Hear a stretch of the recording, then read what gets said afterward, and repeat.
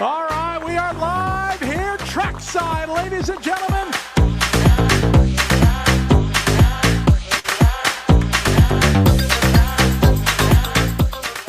And we are off and rolling. Amen. Number 2 here at the 2025 IFMAR Two-Wheel Drive World Championships presented by Team Coyote. Brock Champlin, champion of the world. Yes, thank you.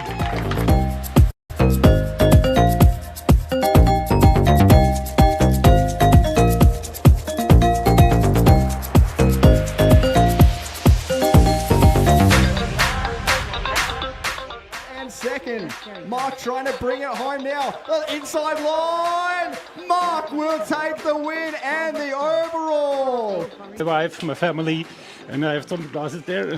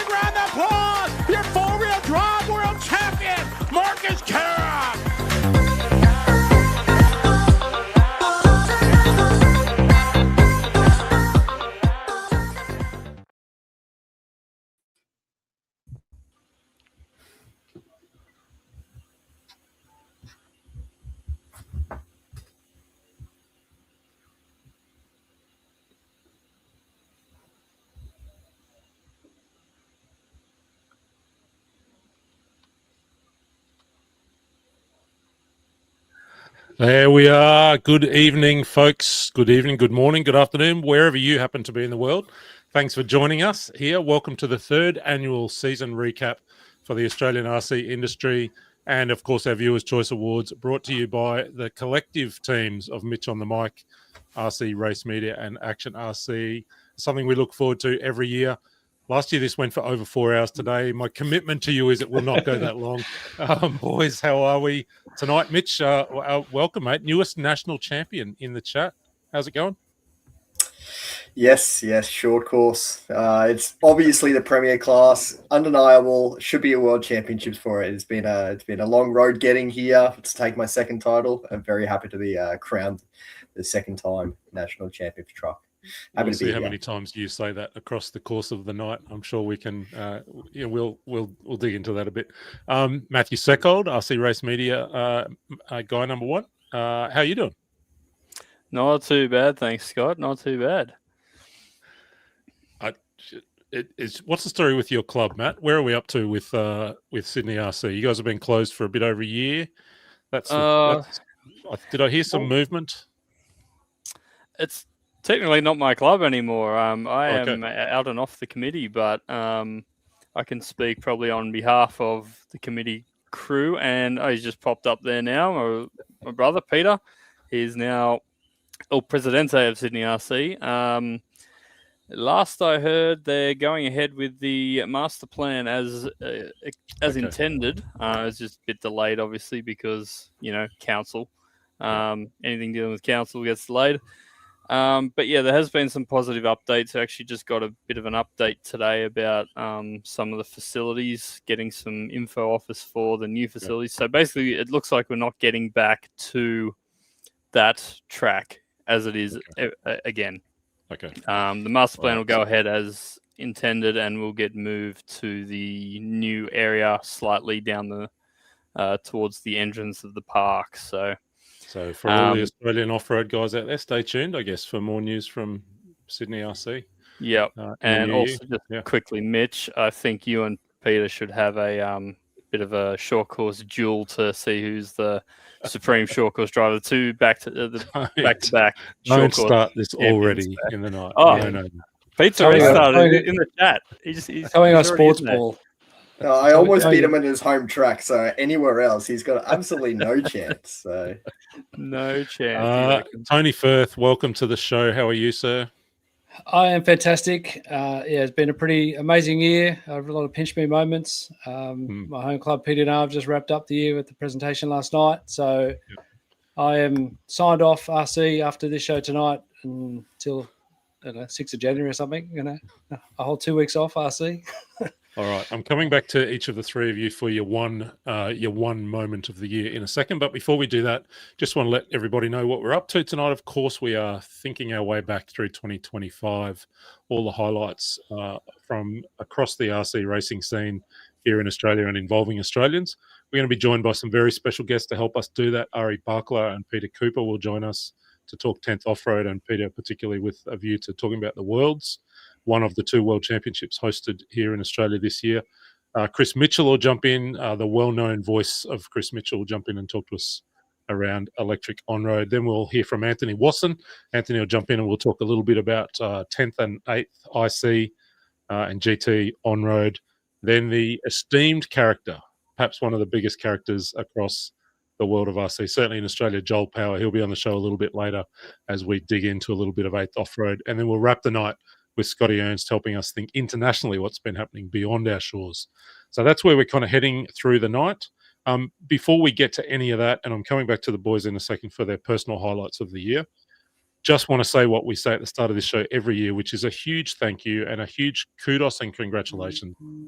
The clubs, the volunteers, the leaders, the track builders, the people in the industry here in Australia for all that you have done to put on an incredible year of racing.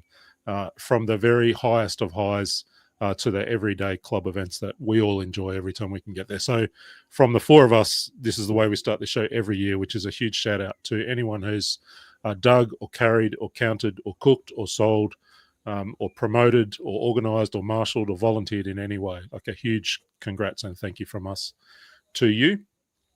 And then we secondly do like to just take the moment to say thank you to everyone who's shared their stories with us, whether that's been a microphone in your face at the end of a race somewhere across the country, on camera, off camera, in writing, whatever it is, chatting with us. We can't tell the stories we tell without you sharing your stories with us. So there are our two thank yous as we start the night. Boys, I'm going to come back to you for a quick personal highlight, and then we're going to get Ari in and get on with the show because I'm determined to keep us on time. So Mitch, let me come back to you. Mitch on the mic. You've been all over the country this year, driving the microphone as well as your short course truck. There you go. Stitch Up Central tonight. I think we've got. Mitch, give us. I know it's unfair, but give me one personal highlight from the year.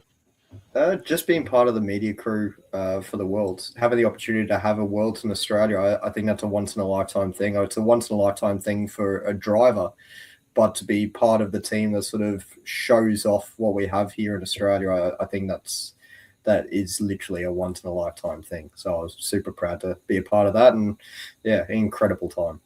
It was good, and we'll dig into that Worlds event for sure.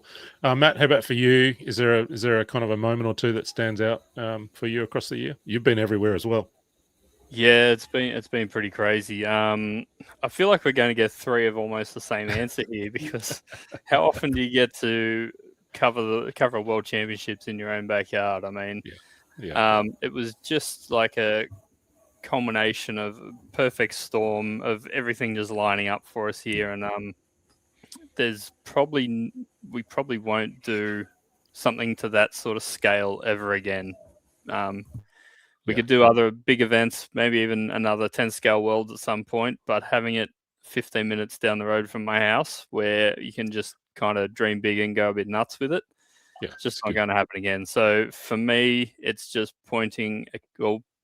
getting the whole thing together and off the ground, but also pointing the camera at the world's best for that event is nothing will beat that for me. Yeah, capturing the moments. Yeah, for sure.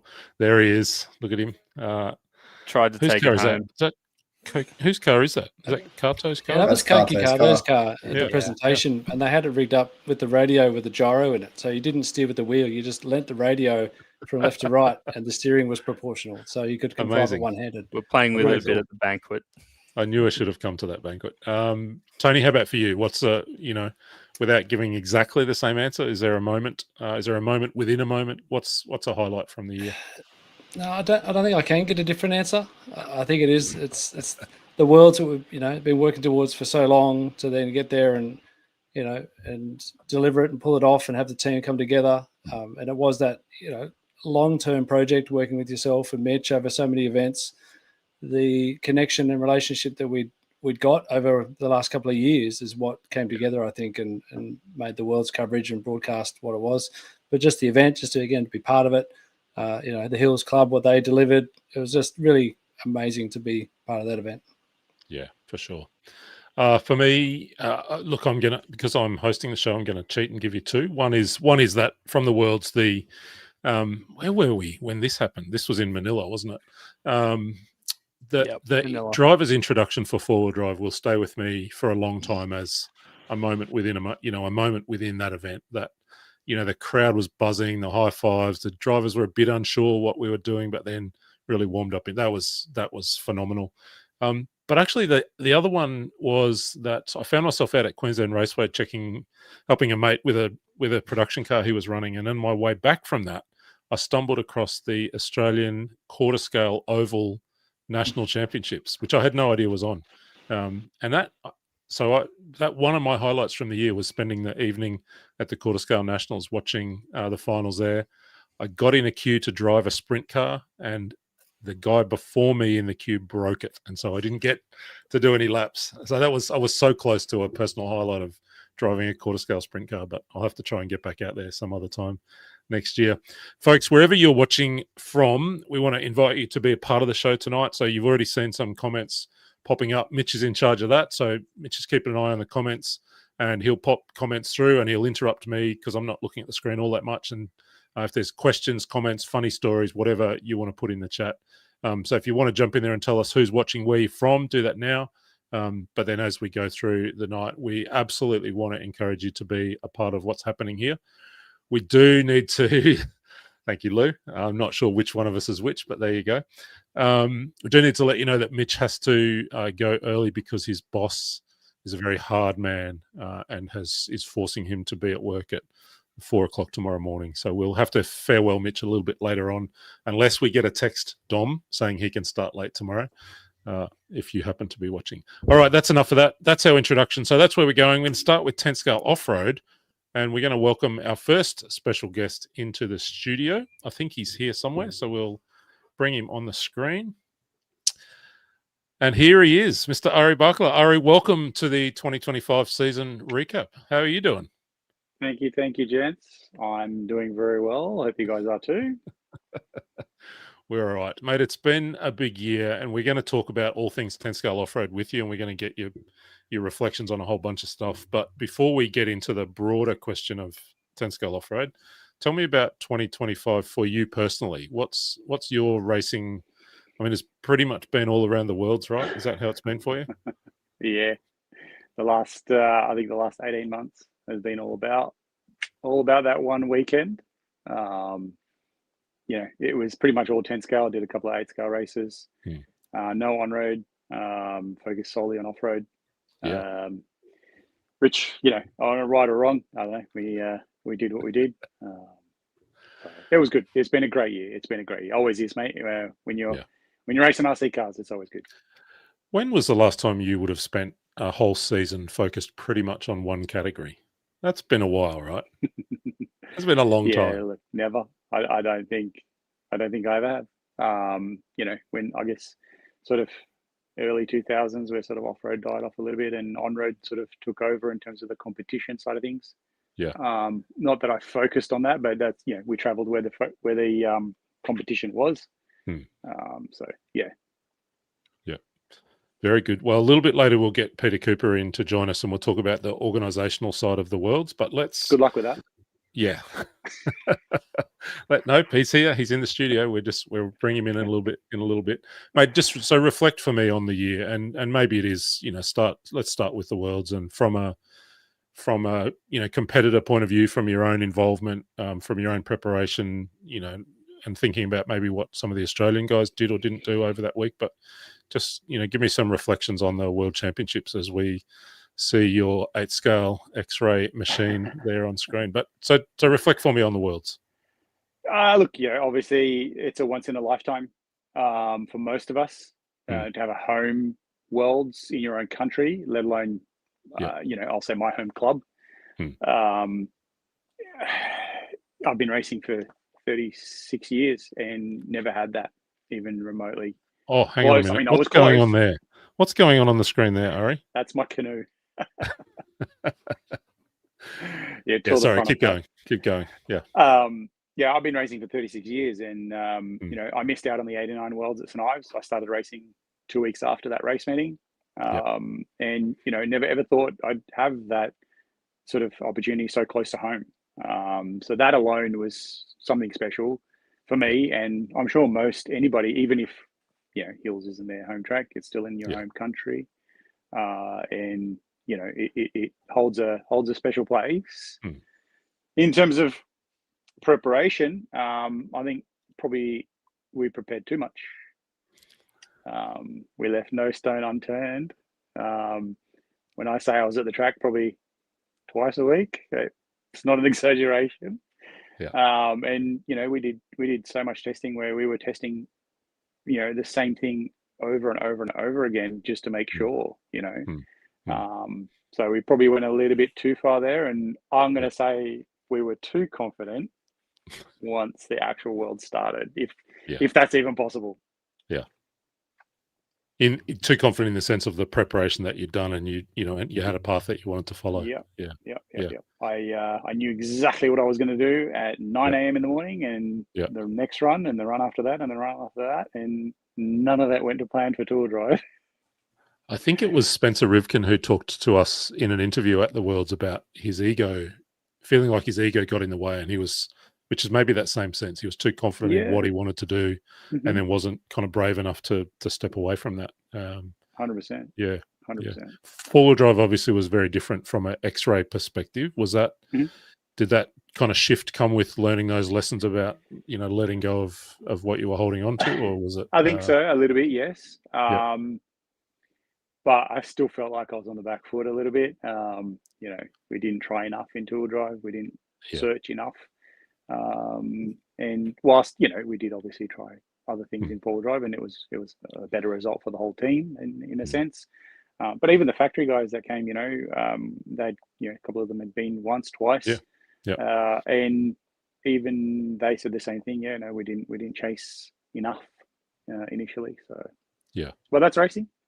It is. So we've talked a little bit there about Team X-Ray, but talk to me a bit about Team Australia. There were obviously some high hopes, and Team Australia was a big team, right? Like half the field pretty much was Australian. There were some high hopes. There was maybe a little disappointment in a few corners, but also there were people doing the best they'd ever done at a World Championship in terms of Australian drivers. That's how I read it. Yeah, I agree. And look, unfortunately, this comes with whether it's in your hometown or you're traveling overseas. You need to sort of take it as it is and take in the moment more than anything. If you're able to do that, you sort of one, have a lot more fun. And two, you end up picking up so much. You learn so much more when you go with an open mind.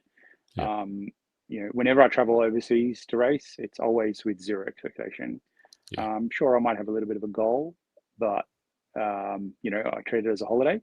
I have fun, and then the result is the result, and we take whatever we can from that event in that aspect. You unfortunately got to watch the finals from trackside rather than being in the middle of them. No, I think that was a good thing. Is any observations about the two wins, Marcus and Brock and their wins, without doing a whole kind of big breakdown? Very, very difficult, I think, as the world should be, right? but I think being outdoors, the sun, the wind, the light, the shadows, the moisture in the morning, all of that makes it so much more entertaining, I think. So yes, whilst of course anybody would like their chance to be in the top 10, it was a spectacle from the sideline. So like you said, the four-wheel drive intros and stuff, that gave me goosebumps. Yeah, that was amazing. Yeah, that was cool. Yeah. Every time I think about it, I just think, oh, that was unreal. The other thing I was thinking about, folks, if you're just joining us, we're chatting with Ari Barkla. We're reflecting on the 10-scale off-road scene here in Australia over 2025. We're just talking about the Worlds at the moment. Jump in the chat wherever you're from and tell us your highlight, your 110-scale off-road highlight from this year. Was it something that happened at the Worlds, at another big event somewhere in Australia or elsewhere? Jump in and let us know. And if you've got a question for Ari, drop that in the chat as well. We'll see if we can, if you've got a sneaky question you want to kind of feed him, we can do that as well.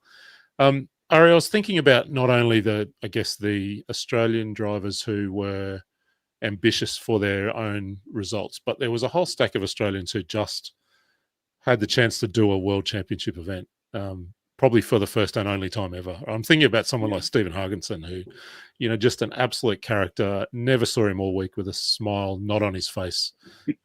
People like that were just that are club racers and just were having a wonderful time. Did you get to catch up with and chat with some of the Aussies from that sense over the week? Yeah, absolutely. I mean, a lot of the guys are locals, right? And they race at Hills. Regardless of your age and your experience, it's like you say, a once in a lifetime opportunity for some of these guys. Yeah. And it was pretty cool that there was enough room to have, some extras, so to speak, to be able to jump in and just experience it. It was one thing being trackside and watching for a lot of these people. My dad was the scrutineer and he loved it just to be there. Yeah. But for guys that actually still race and, I'll say competitively or for fun, just to be involved in that, it's a once in a lifetime. Yeah. Yeah, good. Let's we'll come back to the Worlds when we've got Peter in and talk a little bit more about it, but let's think about some other bits and pieces from around the country. Are there a couple of races that this year in Australia are in the 10-scale scene that you were either at that you want to kind of share about, or that you were I'm thinking about the first ever nationals on AstroTurf, for example. That's a pretty significant moment in the sport in Australia. Yes. You're not that keen about that. Is that what you're saying? No, I'm not all for that. It's a good thing. It's a positive, I guess. Overseas there is a lot of Astro in Europe and stuff like that. But personally, for me, I race on dirt. Your team dirt. I don't even like it when tracks are oiled a lot. A little bit of oil's okay. But it's something different. I'm not going to say it shouldn't be, but it was something different. So it was good to see. In terms of other 10-scale races, mate, I raced at Hills and Hills only for 18 months. Did you do the New South Wales champs? Was that at Orange? Was it New South Wales champs, or was that was after? Yeah, so that was after the Worlds. World. So I actually totally forgot about that race. Yeah, I won 2 classes, I think. That's the one where the front end was falling off your car that we just saw a photo of 10 minutes ago. That was actually a really difficult track because it's predominantly an 8-scale track. And they do race 1/10 on there. And it was great. It was something different. It was oiled. It had a lot of grip. But it was actually really, really challenging in the aspect where, because the cars are going so fast, because it's such a large track, it makes it quite difficult to put a clean lap and a clean 5 minutes in. There was at least one crash in every 5-minute run. So, and some bigger than others, as you saw. There's actually quite a lot of AstroTurf on that track too, isn't there? Isn't it sort of like a 60-40 split dirt to turf? So yeah, probably. And funnily enough, the Astro had less grip than the Dirt did. I think the Astro had a little bit of, yeah, I know, right? It shouldn't be like that. But the Astro, if you had sort of, you'd think you'd be able to run old tires, worn tires, and it's high grip oil. As soon as you hit the Astro, if you had worn tires, you couldn't get around. So yeah, it was very challenging and a really good race. It was good to sort of get a sanctioned race meeting to a country club that don't quote me on this, but 15 members maybe. It's not a large club. They're a very small club, and it was really good to. It was actually really good to just go and unwind. I wasn't actually going to go. Ben Cribben and the boys convinced me to go. They said, we're not going to change our cars. We're running our World's cars. We're running our World settings. And we're just going to run our World's tires and have a weekend away with the boys. So it was good fun. And you've added 2 more to your incredible list of state championship races. While we're just talking about, just to wind back for a second to talk about the 10 Scale Nationals, it is worth just making a couple of comments about that. From my point of view, there's a couple of really interesting things to note. Anthony Caccini winning in the junior class, always good to keep an eye on some of the up-and-coming emerging talent around the country. Reece Marshall, I think, prepped for this event just about as well, Ari, as you did for the Worlds. And so for Reece to win that two-wheel drive stock national champs on home soil, that's pretty cool. And also on two-wheel drive day, Lockie Donnelly, who's been so much the dominant figure this year, getting down on AstroTurf and, knocking off the South Australian guys who know that place well for a well-deserved, I think his first two-wheel mod national champs, because I've got a feeling Spencer won that when they went head-to-head last year. I could be wrong about that. But good. So that's two-wheel drive day. And then it was rain affected. So we can all remember the story of they got a couple of rounds into qualifying, rain, etc., and had to push the finals to the next day. Some of the drivers had to leave and weren't able to be there for finals. We then ended up with Braden Miller taking the win in four-wheel stock ahead of William Johnson, a really young, fast talent from Brisbane who I think is now moving to modified. I think he finished second in junior, second in four-wheel drive, and he's off to mod. He's ready to go. He'll be one to watch next year. And then Damon Davis-Perry winning four-wheel drive. Big win for Damon. Cool to see him. Yeah, that's a first national titles, Ari, do I remember that right? Yep, I think so. In off-road? Yeah. Yep. And then just to finish that story off, then on the Sunday or the final day, somebody called Mitchell Pratt won short course truck. Jaden Edmonds winning stadium truck. His first, I think, national championship win. And there was a small vintage class, demo class as well, with Jason Connor getting the win there. And that's the track on screen. Ari's just been talking there about dirt versus treated dirt versus Astro, but the scene is definitely changing around the country. Ari, the other question I want to ask you was, how much attention did you pay to the Vintage Bash? And when might we see you at one of those vintage races now that the Worlds is kind of wrapped up and you're free to do some other things? My Masavi RC10 is just literally sitting over there. Believe it or not, my warm-up for the Worlds was the vintage race at St. Ives. Okay. On Astro/Carbon, on Astro, mind you. Yeah. So look, I'm all for that. I love it. I followed it. One of the biggest race events in Australia in terms of numbers. Yeah. And what I absolutely love about vintage racing and the people involved in it, it's all about fun. It brings back the nostalgia. It brings back the fun element. And I sure hope it stays that way. It's really what is needed for our hobby, to be honest. I firmly believe it. For those that don't know, I run a hobby shop and we sell hundreds of vintage cars. It's insane. And it's not just for people, old guys like me who used to race them and want to revisit that. There's guys that are, starting out in the hobby and they're buying vintage cars and they're going there because they can see how much fun people are having. So it's really good. Yeah. And certainly in terms of the bash, while ever the crew that run that have their hands on that event, it will not change because that's That's a firm commitment. Even when we were getting set to go down and cover it, they kept saying to us, we don't want you to cover this like a normal race meeting. You know, we want some on-track stuff, but we just want you to capture stories. And it was quite the learning experience, the learning curve for all of us. And the highlight, one of the highlights actually, that replica 1989 two-wheel drive A final that they, building 10 replica cars to rerun. That you should have been there, Ari. You should have been there driving one of those cars. I was too tired after the Worlds. I wasn't going anywhere. It was like 4 weeks. But look, I missed out. They do such a good job, super professional.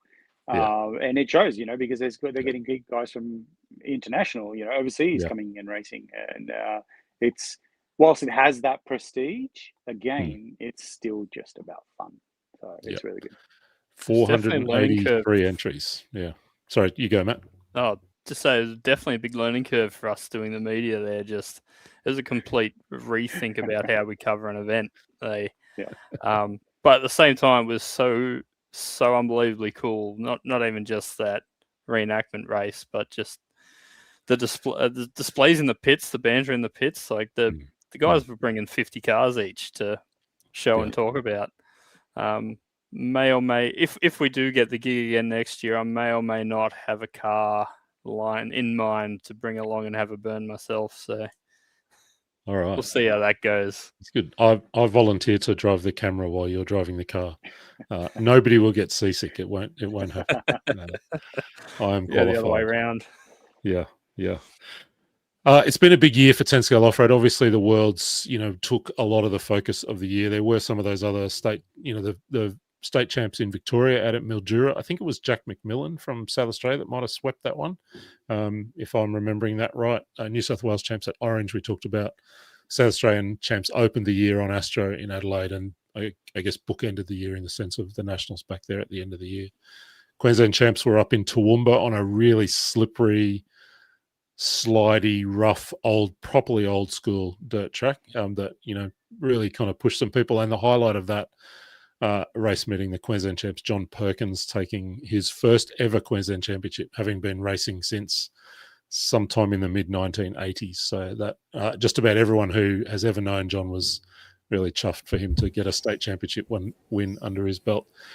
As we get towards the end of the year, and in a minute we can do some awards, Ari, we're going to get you to hang out with us while we do those awards. But I did want to just check what you know about who in Australia might be on the move in terms of teams and drivers. We've seen some announcements from some drivers, not least Chris Sturdy, Jared Ment, Peter Seckold, kind of those three at least I've seen on the move. Are there others that you know about, Ari, that are likely to be on the move for next year? Without spilling other people's news, I guess. No, to be honest, that's okay. I don't pay too much attention to that sort of stuff. No, yeah. But it happens at the end of every year, and that's part of the pro scene in Australia, if we can call it that. Yeah. I think for a couple of those boys, I think Schumacher's the go. Okay. All right, we'll find out January 1, I reckon, when things can be announced.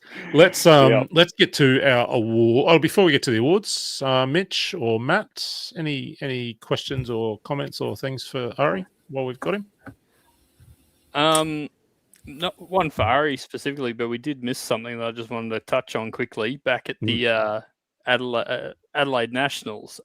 Shout out to, is it Nick at Instinct RC? Yes. Becoming part of the Australian media crew at that event. I believe that was his first event coverage. Watched a bit of it. Was away that weekend. Didn't get to watch a lot, but well done, Nick. Did a great job. And as always, with anybody else doing the filming, if you need help or tips or anything, feel free to hit us up anytime. Yeah, Nick did do a fantastic. I was messaging with him at times, and I think he was driving, running cameras, running backwards and forwards, messaging me. Mitch, you were there. You got to see Nick in action. Man on a mission. He was doing everything. Yeah, as you mentioned there, driving, camera, like literally running around taking photos. I didn't even see him running around taking photos, but he just posted a whole heap of photos as well just after the event. I went, okay, he's literally done everything as a one-man band. So he's a really good dude as well. And we should have thought about this in advance, but next year we'll have to get him into the team to be a part of the 2026 season recap. Now that he's officially, Matt's nominated him as part of the Australian media scene. So we'll do that. Yeah, we'll see what could make the show go any longer than by adding someone else. Probably Peter Cooper, but he's up next. So.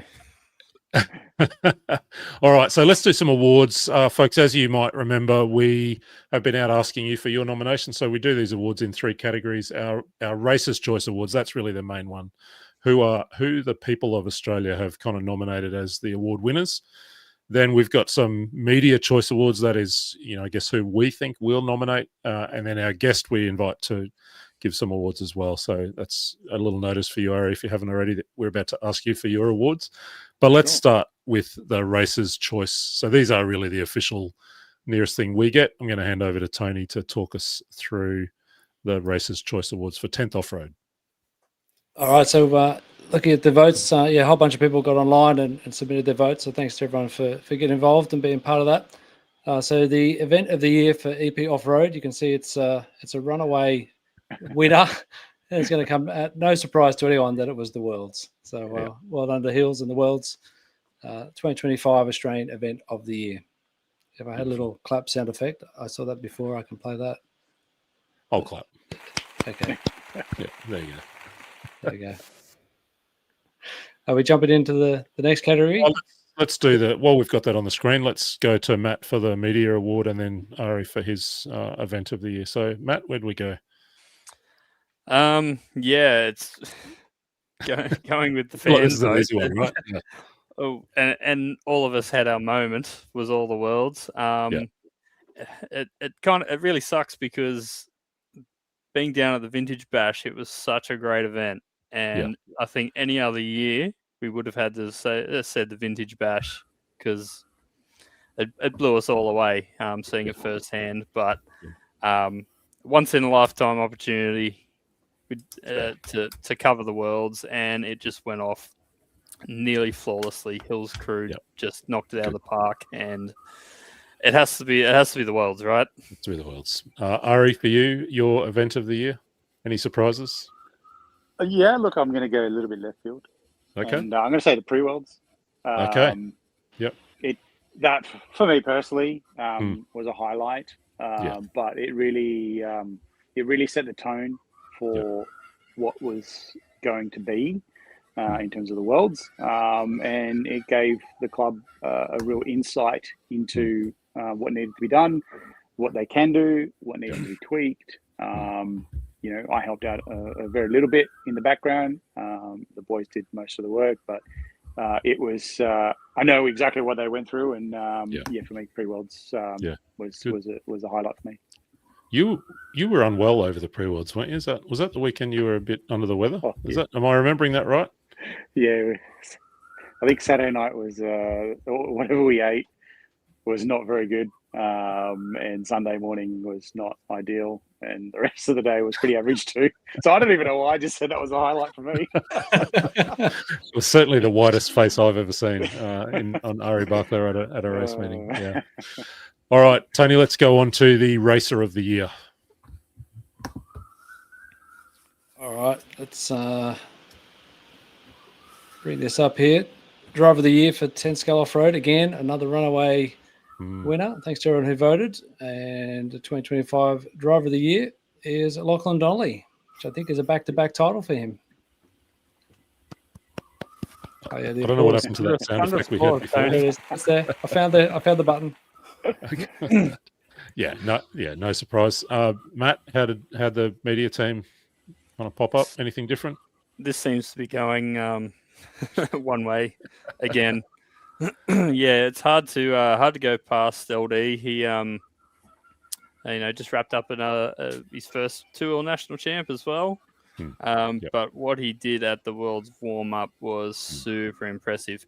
He may not have quite had his reached his expectations at the Worlds, but he still did fantastic job there. Personal best results for him at the Worlds. But what he did at the warm up was incredible, and I think even people around the world, it helped. It got them to stand up and take notice of Aussie drivers. taken down some of the world's best there. So, well done, LD. Well done. Ari, for you, got another left field choice for us for driver of the year? Nah, has to be Lockie. 100%. He's Blackman. absolutely killed it this year. And he's only going to get quicker. I do think we should just notice a couple of the other votes here on the screen. There's Mark Fisher pointing one of them out. Don Blackman, a nomination. Rob Maycock getting a nomination for Australian Driver of the Year. Marcus Kerrup, not even Australian. So there's interesting nominations there. Definitely let's go to try and get the day off tomorrow. That might be what it is. Yes, Mitch has voted for Dom. No, Hey, unbiased. Let's go to our third award, our emerging or one to watch. Tony, take it away. Yeah, one to watch. Pretty spread out on this one. Just a slight winner over the rest of the field, but the names are really interesting. Phoenix Eggleton, again, I think coming out on top as the one to watch. Has had a solid year. Yeah, what he's going to do in the next year, 2 years, 3 years is going to be super exciting. The other standout name that I saw do really well this year was Riley. And I think he can take that, second place in the Driver's Choice Awards into next year. And he should have a really good season. Yeah, there's some fantastic names on that list, aren't there? Matt, how about for the media team, media's choice? So we're actually a little bit different this time. There's one name there that will crop up later with a different discipline, but we kind of spoke about Tyler Connor, and I think that was more you guys up in Queensland. But down here, the one to watch we thought was young Lachlan Williams. Yeah. Took big strides this year and ran at the Worlds and all that sort of stuff, and just starting to show something, really getting up there with the Vast guys. So we went with Lockie for one to watch in 10 scale off road. Yeah. How about for you, Ari? Who are you kind of keeping an eye on in the 10 scale scene? Who do you think's a kind of an emerging talent to watch in 2026? I mean, obviously Phoenix and the Eggleton family do a really good job. They travel a lot of races, so I think that's well deserved. Firstly, I've watched Riley Lander West come through the ranks. More so, I guess, a little bit more in 1/8 off road. He was in juniors 12 months ago in 1/8 off road, and this year for me, he has come leaps and bounds. He's, I guess, really matured as a young kid. And that has propelled him right up, I'll say right up through the ranks. So, yeah. I think his name might come up a little bit later on in the evening as well on that same basis. Yeah. So that's our awards for 10 scale off-road. And look, what do you know? We are actually right on time. Ari, just before we bring Peter in to talk a little bit more about the Worlds, just casting our mind forward to 2026. I'm interested in what your 2026 looks like, but also, I guess what you're kind of making of the 10 scale off-road scene around the country next year. Focus on fun. For you? For me, yeah. Focus a little bit more on the team, the drivers. I'll say I've been quite selfish the last 18 months. And whilst everything I do for myself, does go through to the rest of the team, but I think for me a little bit more fun. I'll try and get my young boy to race a little bit more, Mason, and then do a bit more 8 scale because that's always fun, and still do some 10 scale. Built my 2026 cars, and we'll get to some club days and help out some people. I won't give too much away, but I do believe the Hills Club has got some things in the pipeline to make some changes for 2026 as well. So you can touch Peter on that about in a minute. Pete. Yeah. But it's more of the same. Just a little bit more fun and a little bit more focused on others, I'll say. You should come to New Zealand at the end of February and race on a proper old school off-road track at the first round of the Asian Buggy Championships. You would love that joint, I reckon. You would love it. That has been on my radar. But with the 8 scale Nats in Canberra, and then we also have our Raw Speed round 1, the Raw Speed series in Canberra as well. I think we'll focus on that and Fair enough. Yeah, get ready for that one. Do we know where the Nationals is next year for 10 scale? Has that been announced? No, Mitch is nodding his head. Mitch knows. I'm pretty sure. Now, I could be completely wrong here, but I believe it's down in ACT. Okay, I would have thought it was due to be Victoria by the rotation, but there you go. We have no idea. Yeah, I think it was Victoria because the Knox crew were talking about it. Oh, sorry, for 10 scale. Sorry. 10 scale, yeah. I thought we were still on the 8 scale side of No. things. 8 scale definitely Don't worry about what I'm saying. No, Yeah. I wouldn't have a clue. Okay, we don't know yet. I think it is due to be Victoria on the rotation, Yeah. so hopefully some news will Knox, come out about that. And Yeah. there's a few clubs in Victoria that would put on a good show for our nationals. Ari, congrats on the year and the phenomenal effort that you put into not only your own performance but the team. And I've got to imagine that working with X-Ray International over the last year or so must have been quite a rewarding experience. Even if that the tour dive show didn't kind of go the way you guys wanted it, but that must have been a rewarding experience to work in that partnership. Yeah, look, obviously, just like anything, you build that business relationship, you build friendships, contacts, and all the rest of it. Which is such a positive thing for business and personal as well. We do this for personal reasons, and it's all about that sort of camaraderie and fun, and obviously the performance aspect as well. But it's all very good. Yeah, very positive. Yeah, beautiful. Thank you so much for being with us. You're welcome to stick around. We're going to bring Peter Cooper in a minute, but if you need to go, you feel free to go. Thank you, gents. But thank you so much for joining us. Congrats on the year, and thank you not only for what you do on the track, but for all that you continue to contribute to the scene and the industry, supporting events, running the retail business, all that you do. You're a big part of how this industry works in Australia, and so we just want to say thank you for all of that as well. No problem at all. Thank you, mate. I love it. Still love it. And we'll continue to do so. Don't we all? And that's why we're sitting around here on a Wednesday night talking about this. Beautiful. That's Ari Barkla. We're going to bring Peter Cooper in now as we continue with 10 scale off-road focus, but we're going to welcome Peter. Hopefully his screen will not be up for too longer. We'll get a camera. Image. We can hear you. Okay. It was working, I assure you. That's all right. He hasn't paid his electricity for a while. Maybe you're better off not looking at me. Well, let's just bring him in, and we'll just have to go with no image. But as long as we can hear no him, image is probably preferable for most of us. mate. Well, firstly, welcome to the show. How are you? Thank you. I'm awesome. What an unbelievable year. Yeah. So tell us. Firstly, let me say congratulations to. I know it's not just you. There's a whole team that worked so hard for a couple of years, and then that enormous volunteer team that worked across the pre-worlds and the worlds. But congratulations on pulling off what was a really special kind of event. So from us to you, congratulations. Thank you. It means a lot. It was pretty scary actually. Prior to taking this on, we hadn't even held a nationals. Is that right? Most people don't know. Ben Pribbin, probably the main instigator of this. Yep. I definitely didn't want to do it in the beginning, but I couldn't be happier that we did. Yeah. And as you said, it was just a massive team effort. There were so many people who stepped up. Definitely wasn't just me. There were so many people behind the scenes and so many volunteers. Even the guys in the scrutineering and the tire impound, everyone did an impeccable job. And probably the biggest accolade for me was Jason Rona saying it's the best RC event he has ever been to. Wow.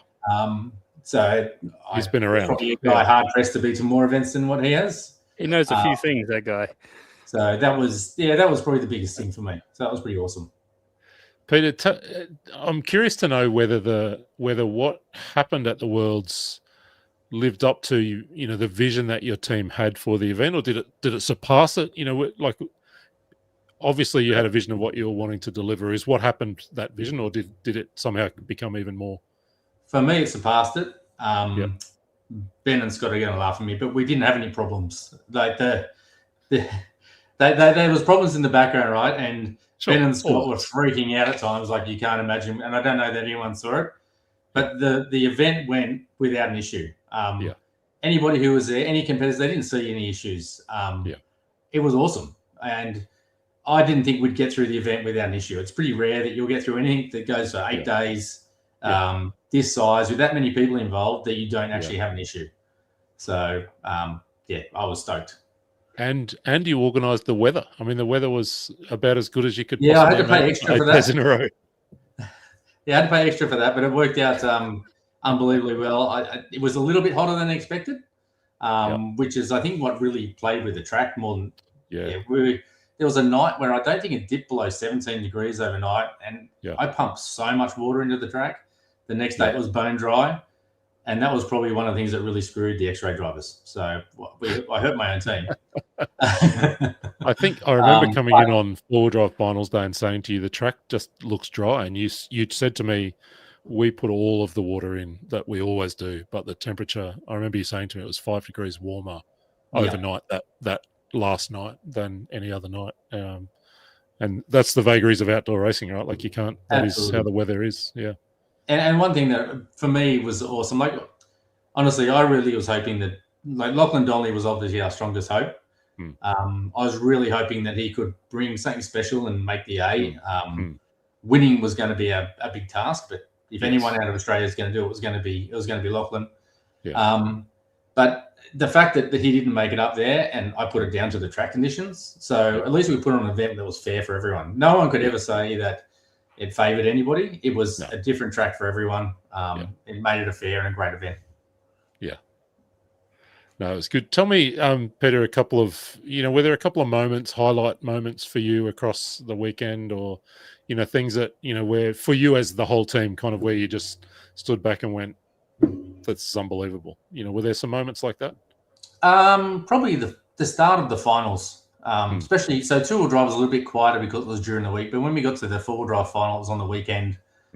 I sat over to the side of the driver's stand and I looked around at how many people were there, people who had travelled internationally, interstate, just to come and watch. And that was phenomenal. I know I've been to other worlds. When we went to Phoenix, there was no spectators outside of the track itself. But Australians embrace this. They get on board. They love the sport.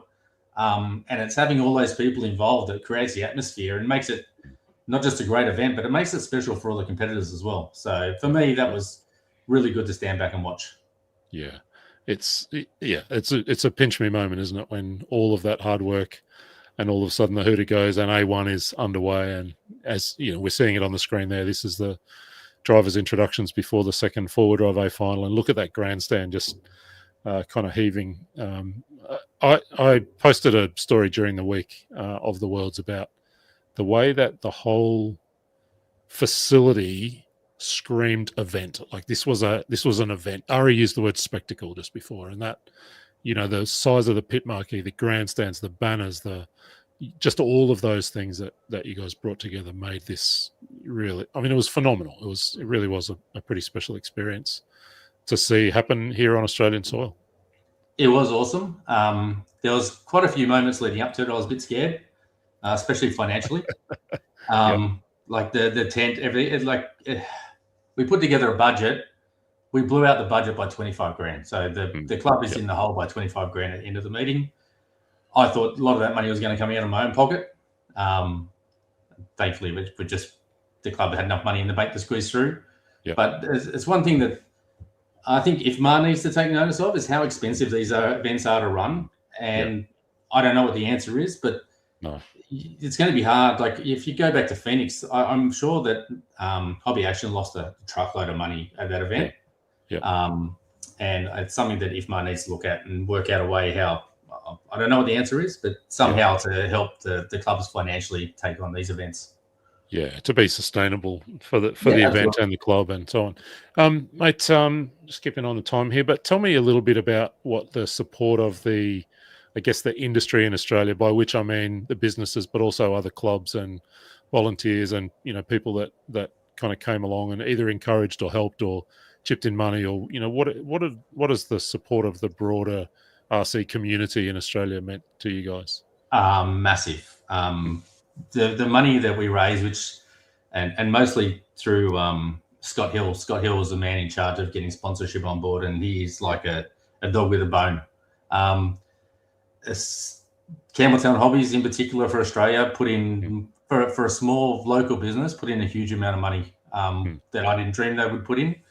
And then all the other smaller business that you'll see, Berserk, the little smaller businesses in the industry in Australia all chipped in. It was $2,000 here too, but those companies are one person. Like Berserk is one guy who doesn't make a lot of money out of this, but they put in a significant amount of money because they're passionate about the sport. And it's the passion in Australia that makes our sport so awesome. And hugely thankful to, especially Coyote. They came in and saved our ass at the end. It was going to be a lot more than $25,000 we're going to lose without them. JC, Campbelltown, then all the other people. It was just massive. And even to get so many people on board who are prepared to put their money where their mouth is, it's what made the event. Like, yes, we get all the people there, but without the money, we don't have the tent, we don't have the grandstands, and the event just doesn't happen. So massive thank you to all our sponsors. I can't thank them enough. Yeah, that's a good shout out. I got two more questions for you. One is, what did you learn? So going. I mean, that seems like a horrible question. You probably learned a million things, but there are a couple of things that kind of stand out as lessons learned through the experience of putting this event together. I learned that I wanted to do it again. So I don't know if many people know, but obviously the event where it was meant to go wasn't going to happen, and it sort of got asked if we would do it again, and absolutely did I want to do it again. So we put a lot of effort in to put another submission in. Look, in hindsight, for most people, it's probably not fair to come back to Hills, and it could be better off going elsewhere. But mate, I had so much fun that I was desperate to get it back again. We put in every effort, but now it's going to Hoodie Arena. So I'm sure they'll do a great event. And now I'll travel over there. Probably a big standout thing for me was I haven't spent much time with all the international drivers personally. There's not one of them who is rude or arrogant. They were all beautiful people, very accessible, easy to talk to. Didn't matter what time of day. They could be just about to walk up to their A final and someone would go, "Can I have a photo with you?" And they were all very receptive to the idea. I made so many friends with the international drivers. And that's probably the biggest thing I'll take away is the people I met. And the memories that I'll have forever with those people. So that was awesome. Good. That some of the comments that you've got there lead perfectly into my last question. It's almost as if we scripted this. Where to from here for Hills? I mean, you don't get the chance to host the next Worlds, but what this sounds like it's whet your appetite for kind of big race action. What's next for Hills? What can you tell us? There's lots of things. There's lots of talk. And so I don't know if any of these things are going to come about.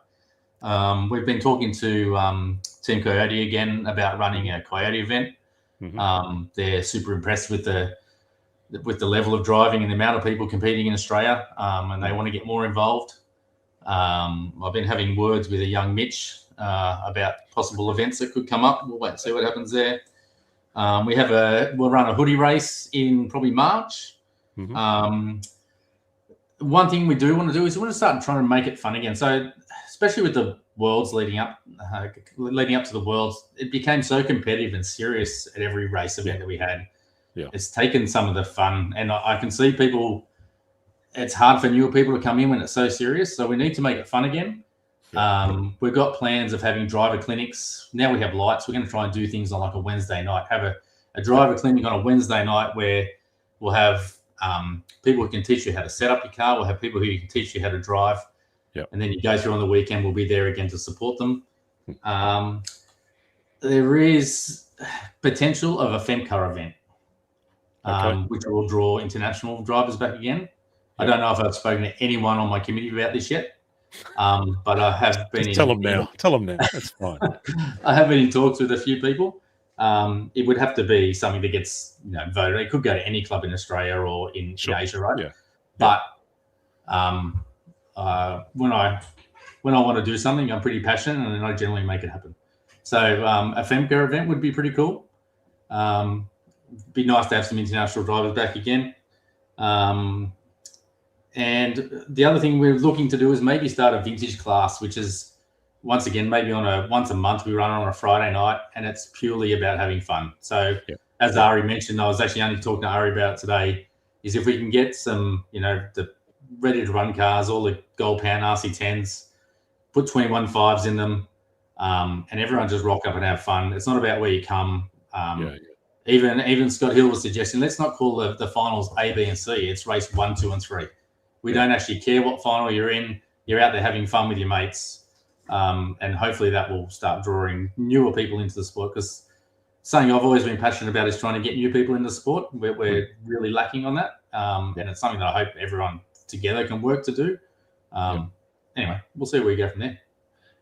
One of the geniuses of the Vintage Bash was that there were no qualifying finals. Every race was a heads-up race, and for those that wanted to race, you could race. But for those that were just there to, to wheel their 1987 Hirobo Zerda, then they could just do that, and it was perfect. Yeah. Let me check in with Mitch or Matt or Tony. Anyone, any kind of questions or things you'd love to hear Peter reflect on around the World's experience? Yeah, actually, I'd like to. It is Worlds related, but not completely Sydney related. I want to know your thoughts on the IFMA World's going to Hoodie Arena in 2 years' time, with the possibility of it staying in Europe 2 times in a row with the cycle and all that sort of things. I doubt we'll stay in Europe 2 years in a row. I think they'll change it. Yes, it'll be in Hoodie Arena. I doubt it'll be back in Europe in 2 years' time. Okay. I could be wrong. Might be too. Yeah. Anyway, we'll wait and see. For me, I'll actually be going to Hoodie Arena. Being part of the X-Ray team for me will be awesome. I'll probably take Matthew, but I'm more going there to hang out with all the guys who I just made a whole lot of friends with. Get out to dinner, have fun. That's what the Worlds will be for me. Are you going to race? Are you going to race those Worlds? Definitely not. Even there's I think I might be going over to Texas for the 8-scale Worlds, and purely I'm just going to hang out with mates. I just want to go over there and have fun. I think there's a few of us in this conversation that would dearly love to be at the 8-scale Worlds later this year. We're going to have to try and find some money and find some opportunities to kind of be over there. It would be pretty amazing. Mate, I feel like we should let you go, but once finally, I guess from us is a massive kudos. It was an achievement of a long-held vision, an incredible amount of hard work, and it was, I think, certainly I speak for the four of us, it was an extraordinary privilege to be there with you guys and be a part of seeing that event come to fruition and seeing moments like this we're seeing on screen here as Marcus Carrott wraps up the 4-wheel drive championship. And, from moments like that to the J final and the K final and the O final and, all the things you've spoken about, the atmosphere in the pits, all of that was able to happen because of the work that you guys did. And so a huge kudos and congrats from our team to your team. Yeah. And massive thank you to you guys, because we wouldn't have this vision to remember it by without you guys. Excuse me. As Tony knows, I'm not one who watches too many videos. I know he complains. What do you think of our video? I'm like, sorry, mate, I haven't watched anything. I haven't watched a lot of the Worlds. So, Tony, well done. And you guys were as big a part of the team. It was huge. And now we've got something to remember it by forever. I'll be able to show my grandkids, this is what we did, and they'll be going, oh, that's pretty cool. So thank you. Really, really thank you. And thank you for letting me come on tonight. I love our sport, and hopefully we've got some bigger and better things to come in the future. Well, we look forward to whatever it is that the Hills team put together next, because that was certainly a pretty magical experience. We're going to say thanks to Peter and let him go. And I think we've farewelled Ari as well as we work our way through the night's show. Thanks again to Peter and the whole Hills crew for all that you did. You've been working for 2 years. They've been working for 2 years to make this happen. This is not, didn't wake up in January and go, hey, let's put on a world championship. It's been a 2-year epic effort. The miracle has happened, folks. We are halfway through the night and we are absolutely on time. In fact, we're 3 minutes ahead of schedule because we're going to invite our next guest straight in and continue on. We barely have a moment to say farewell to Peter. Before we welcome Mr. Chris Mitchell to join us in the studio, I think he's floating around. So if Tony's still with us, we'll get Christopher Mitchell. Oh, that works. There he is. How are we? Chris Mitchell, welcome to the 2025 Season Wrap and Awards Show. Thanks for joining us. Thank you for having me. I'm honoured to be asked to come and be part of this, and nice to represent the Lockdown Hat crew. Mine's cooler because it's actually too big for my bloody head. Could you believe? I got a fat head, and it's actually I've got it buttoned all the way up. If I could get out of the seat, I'd show you, but I'm pretty jammed in here. But I'm honoured to be part of the show, so thank you for having me. So, just give us a little tour through your year. You talk about car racing for a living, pretty much, don't you? So, just for those that don't know your story, what's the Chris Mitchell 2025 kind of year look like? Tony's got the right hat. I like it. There we go. Tip of the big hat to Tony. I'm probably one of the. I count myself as one of the luckiest blokes around, because for anyone else who does this and it is passionate about our hobby and about RC racing, you go to work and you talk about car racing and you get told off. Well, I go to work and I talk about car racing all bloody day long, and they tell me to do it more, and then I get to do it on the weekend, and people ring the office and I get to talk about car racing to them. So I'm very lucky with my role.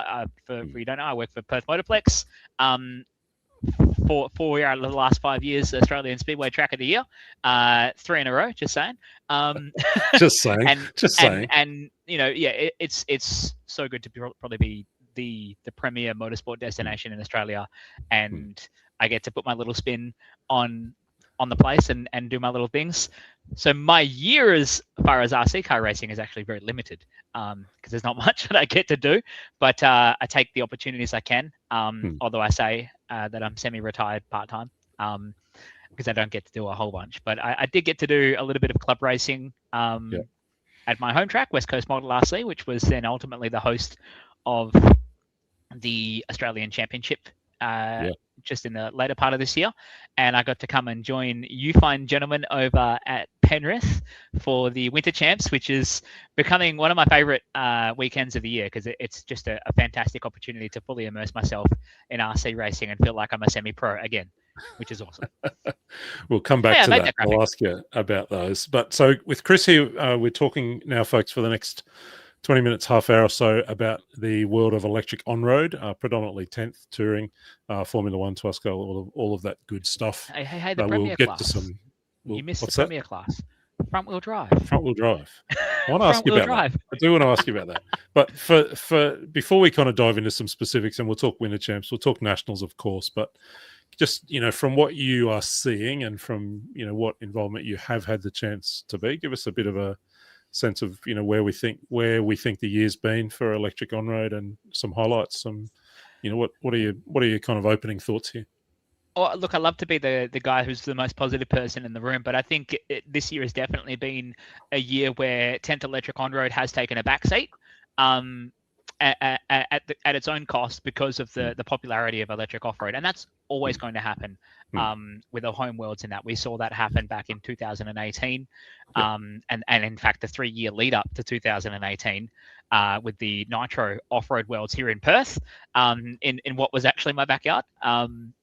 That everything else took a big backseat. EP on-road, EP off-road racing, even people racing at their own clubs, everything fell off because people were pouring all of their money and resources into going and trying to make the worlds and attend the worlds. So electric on-road definitely has taken a backseat, but I think it's still really strong, and the numbers are the proof of that. You go to a state championship anywhere in Australia, you go to the Queensland's, New South Wales Vics, and you're pushing well over 100 entries, and the schedule's full. We're not sitting around twiddling our thumbs all day. Everyone's thrashing on cars, everyone's wrenching, and everyone's working to make the cars even better than they already are, which is the fun part about on-road, because the cars now are insane. The speeds that even the 21.5 stock class are pulling is crazy fast. I made the mental note recently at the national title that the track record set when the bitumen was fresh at the last nationals, but in modified, it was set by Ryan Maker back in 2017, was a 15 17.5, I think. Okay. In modified. Yep. The quickest lap of the weekend at the Nationals just gone. Now the track and the bitumen has aged another 8 years, and it is definitely not nice out there. It's a 15.6 in 13.5. So that gives you the example of how much quicker the cars are going just in that short space of time. You're talking one cycle of Nationals. Yeah. And it's probably a negative thing. And a couple of my friends in the cohort of EP on-road around Australia may or may not agree. It's probably getting a little bit out of control. And the cost overruns, but the speed in which the cars are going and the popularity of the classes is great. And what we're seeing out of that is we're seeing that fun classes are coming to the front a little bit as such. Front-wheel drive. Front-wheel drive. Which I'm really excited about. Come on, tell me about front-wheel drive. We saw you at the Winter Champs. I think you ran front-wheel drive at the Nationals as well. I've not had a chance yet to drive a front-wheel drive. What are they like? What do you love about it? And are you ever going to catch John Puce? Well, I did catch John Puce at the Nationals, and then I promptly took him out at turn 2. You did do that a bit, yeah. First day final, and then I took out Tim Boundy in the same process after going to the back and then getting back to the front. But so front wheel drive, if you've never watched it, there's some great footage here from us racing fronties at the Winter Champs. It is so much fun, and there's a big reason why it is now the most popular class at the Euro Touring Series. They just sold out 150 entries at ETS Dawn indoors on black carpet. They have 150 front-wheel drives. That is just insane. That's a control or handout motor and speedy, is it? At ETS it is. It's the Hobbywings. I think it's a 17.5 combo. In Australia, we run slightly different rules, so we use the Just Stock 13.5 combo. Yep. And many tracks are going now with a fixed gearing option. So all the cars are identical speed. This is video footage here. John Puce has already buggered off, so forget about him.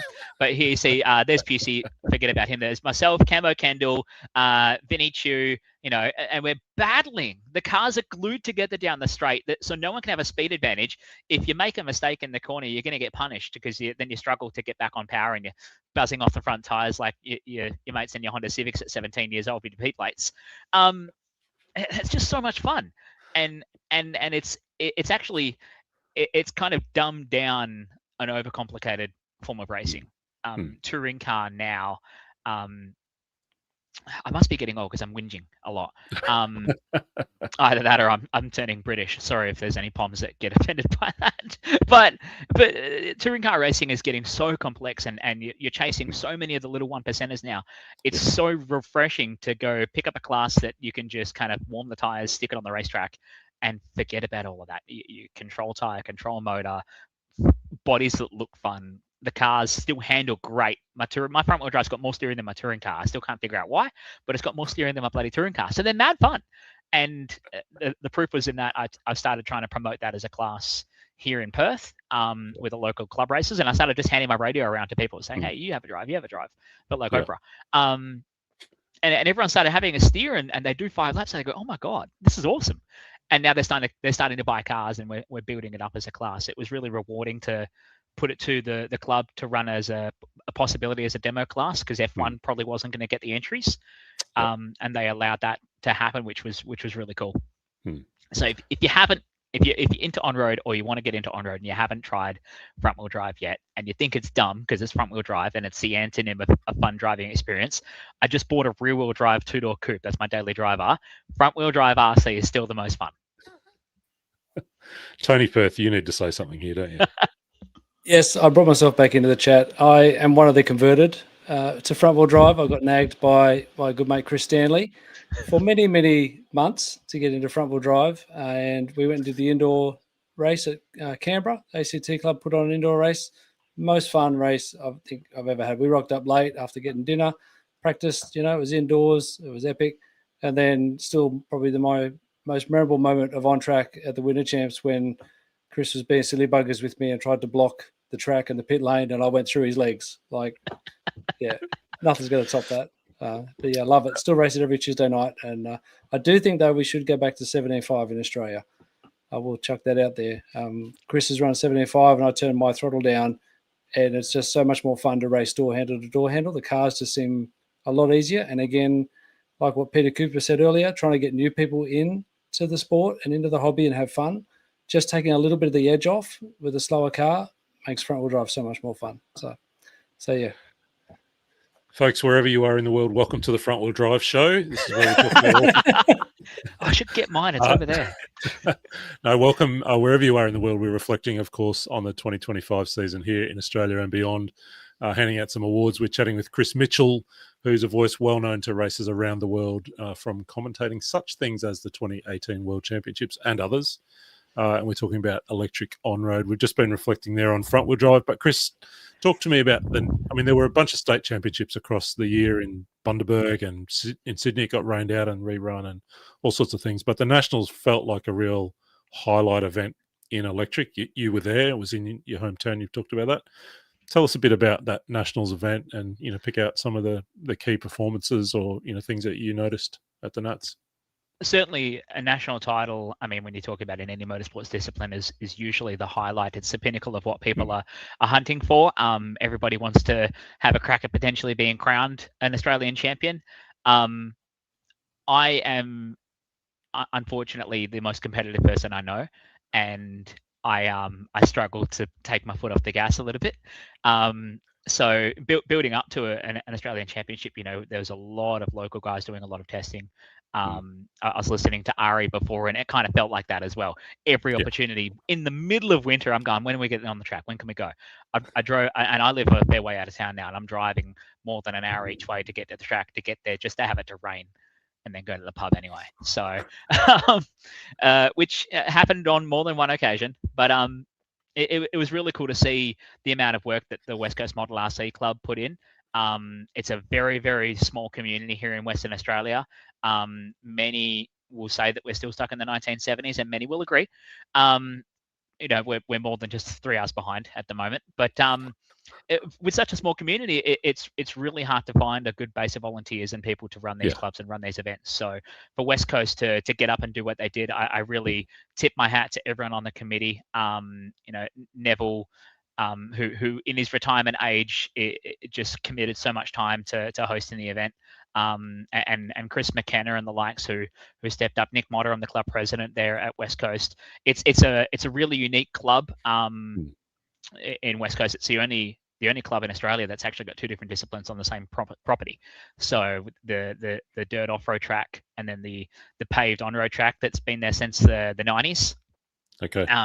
Being originally a nitro track, which it survived until its unfortunate closure with the local council in the early 2000s before it kind of sat dormant, and then West Coast expanded and took over and started running on-road. It's such a great facility that a lot of people in Western Australia don't realise how lucky we are to have this great facility and a great club. And it's the only show in town at the moment. If you want to race EP on road, there's one track in the whole state. Yeah, and it's that. Okay. And I'm a bit fearful of that because I've seen tracks go down the Gurgler before. But we're very lucky to have the place, and the build up to the Nationals was pretty intense for a lot of people, putting in a lot of work. But I think the reward was seeing so many people coming over and enjoying the track, and talking to people like Braden Stanley after his first battery pack. He walks down the stand and he goes, "Yeah, this place is cool," because it's such a fun track to race on. Yeah.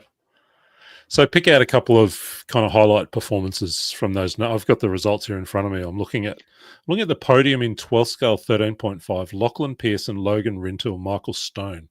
What a podium! But there were some powerful performances, weren't there, across a number of classes? It absolutely was. I was an idiot and decided to race two classes, so didn't watch too much of the other racing aside from wrenching on my own cars. But 12 scale is really cool there. 12 scale are hard to drive there. That thing is rough as guts for a 12 scale when you're getting down that really low ground clearance. So it's really difficult to race. I think Ed Clark won the last Nationals there in 12 scale modified back in 2017. Okay. And he's at like half throttle down the straights, because if you hit it any harder, the car just wanted to ski jump off the face of the earth. So yeah, it's pretty cool to see that go down, and see 12 scales actually running at Bayswater again was pretty awesome. A standout for me was watching Michael Stone. There's many times we've seen him go to events, and I've been watching him for years now. At some of the events I've been able to race at, and he's always had mint speed down the straights. But he's something's not been right, or he's had something a little bit missing in the corners. Yeah. But it felt like the Perth Nationals was the event he finally was able to put it all together. And I know he was talking about, they just had the new X-ray come out just weeks before, and Nico was there, so they had great support with the chassis. Yeah. But it was certainly the weekend that Stoney put it all together. I knew I was cooked after the first practice session, because he rolled out there first battery pack on the track, and he went a 10th quicker than anyone's ever gone in 13.5 at that track on his first ever battery pack. And I said, okay, this is the game we're playing now. Okay. But yeah, it was really cool to see him do that. And then young Mr. Rintle. Yeah. To be that good in 21.5. Definitely one to watch in the space of electric on road. He was just exceptional. And I don't know, he could win the lottery and his facial expression wouldn't change. I think he probably has either a mental fortitude that is just unseen in our game, and hopefully that doesn't change as he grows older, because there's one thing that happens with young talent: they usually hit puberty, they discover women, they discover all the fun things else you can do in life outside of RC racing, and suddenly your RC career looks very different. But yeah, time will tell, because he's an exceptional young driver. Yeah, and I think we'll probably see him stepping up to the next class next year. We'll talk about next year in a moment. Good to have Nico. He's been a regular visitor to Australian shores for big races, hasn't he, over quite a long time now. Nicholas Lee, great to have him back, and it was fantastic cool to see a bit of international support for the event. With Ethan Cheng coming down as well. There was a few more guys who were due to come down. A couple did and had a run, but it was cool to have them here. I mean, they're both great people for the hobby, great people for the sport. They're very helpful. And just the pure amount of racing that Nico does just sheds a whole different light on the way he goes about his racing process, getting on track, and never seems to be very flustered, never seems to really get wound up. Just goes about getting the job done.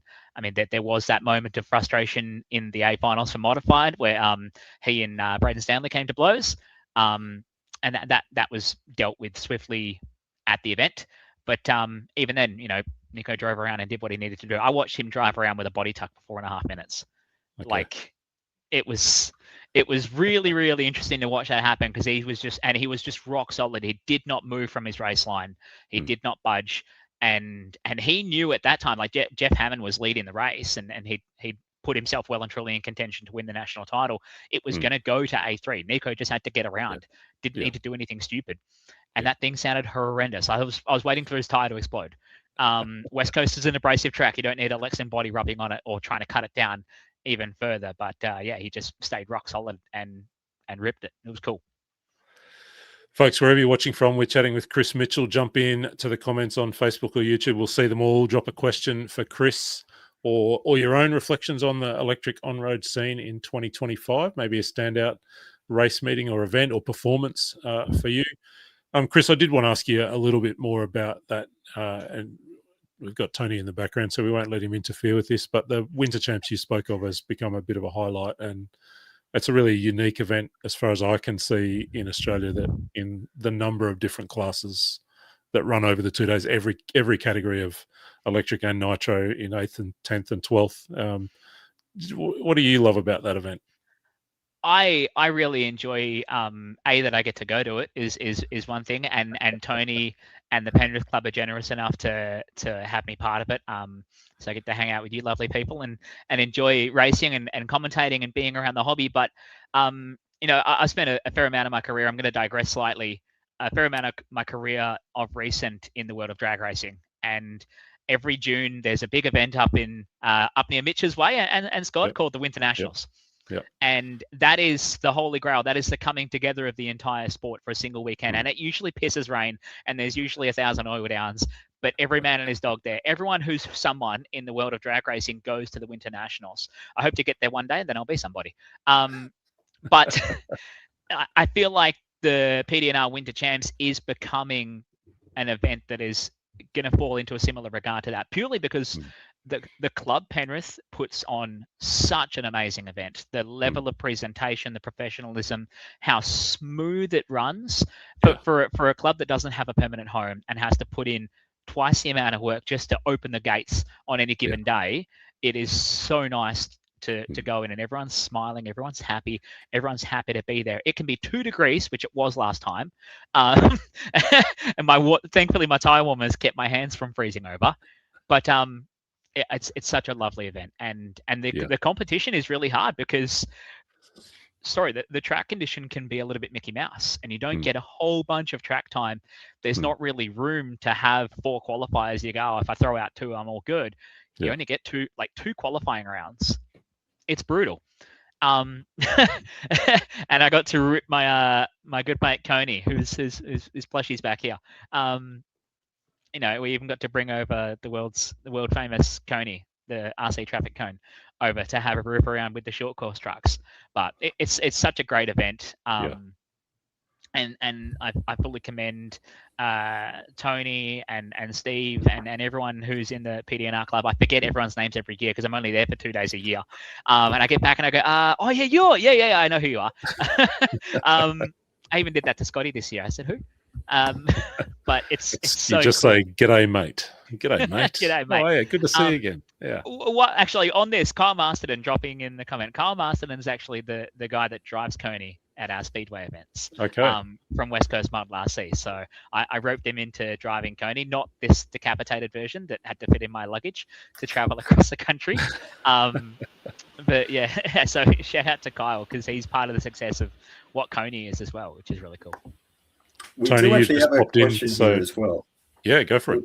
We've got a question from Braden Miller asking, what version of Coney are we up to? So officially we are on version 3. So, but realistically, it's actually only version 2. The very original Coney that rolled out in a couple of years ago at the Motorplex was, you guys will love this. I have to dig it out because it's in the shed at the track at the Motorplex. It's an X-Ray XB8 with, I think it's truggy shocks, and the shock towers from a truck as well. And it had an actual traffic cone base. No, sorry, had an aluminium folded metal base, and then the top portion of an actual traffic cone. It was ridiculously heavy. Was nut certed and bolted to this aluminium base, and that ran an R1 21.5 motor and a 60 amp speedy off a 2S battery. It was slow as a wet week, and not exactly the most reliable thing. That poor thing got ran over by a limited sprint car. We rebuilt it, and I had to go find parts and whatnot. Before then, I had the lovely idea to call Michael Snedden from Campbelltown Hobbies and say, hey, I got this dumb thing. Would you like to sponsor it? And he got behind it and got us hooked up with the Coney we see today. It's a lightweight HDPE body shell, which Brad Sweet, if you know who Brad Sweet is a 6-time US national champion, 5-time World of Outlaws champion, and the inaugural high limit sprint cars champion out of America. He got to drive it last year at Perth and promptly rode it off into a fence. And the backstory is we had a power outage. So we'd rolled the cars out, second night of high limit. It's the biggest race in Australian speedway history. It's the inaugural running of this race, richest race, the whole lot. We've got the best sprint car drivers in town. Sprint cars have rolled out for hot laps and engine starts. They've just done their engine heat and all the power's gone out. Oof. The whole venue. I can't even use a microphone to tell everyone, hey, the power's going out, guys. Oh, wait, that doesn't work. And for the first time in my commentary career and presenting, I felt completely powerless, to use the pun. And so one of the guys driving the John Day Ute, he goes, hey, where's Coney? Drive Coney around. The fans all like that. We got about 6,500 people in the grandstands at this point, sitting there in silence. So I said, bugger it, what I'm going to do? So we got Coney out, and I'm doing donuts up and down the front straight, and the fans are cheering. And all these sprint car drivers are standing around going, oh, what do we do? And I turn around, and here's Brad Sweet standing in front of me. And the fun part about this is at the Motorplex, we had all the mules, which are the quad bikes and golf buggies full of tools and stuff, all parked on the infield. So I'm 5'5", and I can't see over the top of the mules to see turn 2, standing on the front straight. Well, Brad Sweet's like 5'2", so they call him the big cat for some reason. My Maine Coon's larger than him, I think. Boris is around here somewhere. And so I go, oh, here, this would be a great idea. Let's give Brad Sweet the radio. And the front straight starts cheering for him, and he drives it out onto the speedway, drives it around, just goes thwack straight into the concrete. And there's a photo of Coney completely sideways in the air like that, doing the Tom Cruise, because I was inverted, impersonation. And it was a HDPE body, but we spray painted it, and paint doesn't stick well to HDPE. And so it was like an explosion of paint flakes, just poof, everywhere. And that's kind of one of the things that made Coney as famous as it is now. But it's pretty cool. Folks, wherever you are in the world, welcome to this season review of radio-controlled traffic cone racing here in Australia. You always knew I was going to be the guy to get us off track. Coney has his own social media. You can find him. Tony, you just popped in before when we were talking about PDNR and the Winter Champs. I feel like you had a question or a comment there. Yeah, I was just going to add this is a silly, random idea and conversation with Chris about bringing, the world's most famous RC car to the Winter Champs. And Chris is like, yeah, I can bring it over. And talk about crowd favourite. Coney was an absolute hit at the Winter Champs. It was. Just one little, perfect golden moment of getting people into RC thanks to Coney. There was a whole bunch of kids on this family fun day on Saturday. So I took Coney around and got him to pose with all the kids for photos. One young 9-year-old girl loved it. She was there with the dad. They'd seen the event advertised in the local paper, come down and check it out. The following Tuesday, they came back and had a look. And so we gave them a drive of our test drive trucks. We got some banged up old short course trucks, thanks to Toyo Tires, who donated them a few years ago. She had a drive of one of them, broke it, gave her another one, had another drive.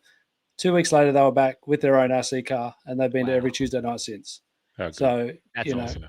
Motorsport and RC, it's all the same. And if you just keep it fun, that's what gets people hooked. So thank you, Coney. Thank you, Chris.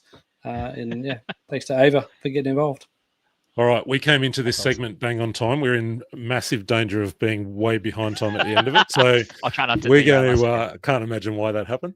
I do love, Chris, that I can ask one question. You can talk for 20 minutes without taking a breath. It's fabulous. Mate, we're going to do some awards. So let's jump in and think about some awards. So our Racist Choice Awards, our Media Team Awards, if Matt's still kicking around somewhere, and then we'll invite you to offer your own awards as well, and we'll do what we always do, which is go with the slideshow and start with the EP On-Road event of the year. Once Tony grabs that slideshow for us, I'm going to go over to you, Tony. All right, EP On-Road event of the year. It was actually a tie. I'm not sure, but it could be the first time in history I think we've had a tie in the races votes. EP On-Road event of the year was a tie between the Nationals, the Perth, and the Winter Champs. And there's no setup. I didn't realize I because we got Chris Mitchell here. Yeah. Well, maybe you can be the casting vote, Chris. Put you on the spot if you haven't voted. Racer's choice. It's a tie. Don't go too early. Matt, Media Team Awards for Event of the Year. Well, the reason I said don't go too early is because I was going to say the exact same thing. We kind of narrowed it down to Nats Perth and the Winter Champs, and Tony had no vote in that because he runs it, but the rest of us were Scott, Chris, and I were all there, so we put that forth. But Chris, you're the only one who actually went to both. So does that mean I get the vote? You need to break the tie for crowd vote and for Media Team vote. And your own. Yeah, it's going to be at my own peril too, because the West Coast Model RC guys are going to hate me, Winter Champs. Oh, there you go. All right. You heard it here first. Chris Mitchell is moving to Sydney. He's out. Thank you very much. Let's go with Driver of the Year. Tony, let's have a look at Driver of the Year, EP On-Road. Yeah, keeping the trend of dead heats going. Driver of the Year was a three-way tie this year. So it is Logan Rintoul, Michael Stone, and Jeff Hammond came out as the three equal winners. So well done. Wow. That's fair. Yeah. Matt, did we land anywhere? Quickly, just a quick shout out to Ray Zarb. Somehow got a vote there. I'm not sure if he old and clicked the wrong button or what happened there. But on your Ray. Good on you. And Ray was one of those volunteers at the Worlds that we talked about earlier that was just there all day, every day. Incredible. So that's worth a vote on its own. Matt, did we land anywhere on this one? Driver of the year? Not really. No, we're getting splinters in our butts this year. It's too much fence sitting. I kind of lean towards Michael Stone. He's a good friend of mine. I don't know how much it meant to him to get his first national 13.5 title. Jeff Hammond was thrown up as well. Logan's had a great year, but I think it has to come down to one of the other two. Who do we go with, fellas? The New South Welshman or the Queenslander? It's forever the question here at these meetings, isn't it? No, you've got 5 seconds to decide, and then I'm going to go over to Chris for his driver of the year. Who won more events this year? I don't actually know. Oh, there's not been a dominant figure, has there, across across all the events? It's been one of the fantastic things about this category of racing this year. So many different people have won races. Maybe Logan's won more races than anybody, but yeah. You took too long. I'm going to you, Chris. Who's your driver of the year? Jeff Hammond beat Michael Stone at his home track in 13.5, so Jeff Hammond. There you go. Jeff Hammond. Yes. Thank God Chris is here. We're actually getting stuff done. That's right. We're getting that's the first time that's ever been said in my life. It's latest, but he's getting us back on track now, so you're evening out. Which leaves us with the one to watch, the emerging talent, Tony. Yes, one to watch. And again, a bit of a runaway leader here. And big congratulations to Logan Rintoul. He was the one to watch last year, a really great year in 21.5. He has stepped up to 13.5, and everyone's really keen to see how he goes in 2026. Yeah. Matt, is that where we landed? We landed on the same one here, mainly because Wade gets racer of the year was because he's definitely going to be the one to watch with the step up to 13.5. He's been pretty dominant in 21.5 for a while, and we know personally, being down at PDNR, watching him wheel the GTE car, that he has potential to drive fast cars very fast. Yeah. So we've been waiting for him to step up out of 21.5. So this is he's doing it, and it's time to watch him. Excellent. Just to jump in quickly, just one more name that's quite new is Logan Dean. Who've got a couple of mentions. So he's only been in on-road for a few months. His dad's run large-scale speedway, so he's raced a bit of that. He's been doing PDR Tuesday nights for a few months, and they did juniors at the New South Wales Titles rerun, and he won juniors the first time. He'd only had the car for 2 weeks. So that's another name to keep an eye on next year. He's only like 9 years old, I think. Yeah, that is. Yeah, good shout out there. Chris, is there one to watch for you? I'm going to back it in with Logan Rintoul as well. He was rock solid all year long. So he's going to be a pain in everyone's butt in 13.5. We are just about out of time here in this category, but we can't go without just kind of looking forward a little bit to 2026. We've got a 12 scale and Touring Car Worlds back-to-back in late March, early April in China. Asian On-Road Championships back at least in Korea. The Nationals for next year is in Brisbane at Bayside. Little bumpy, slippery, kind of properly 10 scale sized track. Chris, are there thoughts for you or things you're looking forward to about 2026? Really looking forward to seeing a lot of guys who are heading over to race at the World Championships at the GDC track. Just watching some of the coverage that was gone just the weekend ago with the FEMCA race there. It looks like a properly phenomenal facility, and anyone who is in our hobby that has a connection in the government should be walking into their offices and showing them pictures of everything they're doing in China, because they just continue to go hard with the RC promotion and support there. I'm really excited to keep an eye on Bayside. Personally, I'm hopeful that I can get there, but it's probably not a good time of year for me with my workload. Which is classic, but that's how it goes. I'm looking forward to actually trying to get to the VIX to go race. I heard they're going to be at Bendigo, and so kind of excited for that. A couple of good friends in Victoria, and a couple of pretty wild races. Scotty Too Hotty and the likes of that. They're always fun to be around. So I'm personally excited to go do that, and then I'm keeping a close eye on the Go Bay side. There's a few people that are watching that one closely. They've just released some tire and additive stuff for the races, which everyone loves to up on about. So that's gonna be pretty exciting to watch. It's been a club that has taken huge leaps over the last couple of years, and they ran a Queensland Champs there, I think, in 2024. They're hosting the Queensland titles again, essentially, and that's warm up in June. Nationals late in October. That will definitely be a good one to keep an eye on. This is a photo there from GDC, host track for the World Championships in late March, early April. That will be fabulous. We need to let you go, Chris, because we need to charge on, because I've sworn to everyone that I will not keep us here for as long as we did last year. So, mate, thank you so much for joining us. Next year, I think we'll just put you in charge of the show and we'll take the night off. That was the other question I was going to ask you. Oh, yeah, I ran us too late for this. How cool was this story? Yeah, this is really cool to see. I mean, the whole RC industry has really been behind seeing Oscar make his trajectory into Formula One. Shame he's getting dudded, but you know that happens to Australians in F1. But to see Oscar acknowledging a lot of his heritage, and I know there's a lot of really proud people, especially around Victoria, that are going to hang on to that one for a long, long time. So that was cool, and it started a movement with the whole community doing the AI helmets. I did about 20 myself, which was really cool. It was very cool. That's fun. Thank you, mate. Thank you for joining us, and we look forward to the next time we get to hear your dulcet tones or see you wheeling that front-wheel drive. Or a traffic cone. I've got to get my hands on a front-wheel drive. They do look like fun. Thanks, buddy. We'll talk to you soon. Thanks for having me. Cheers.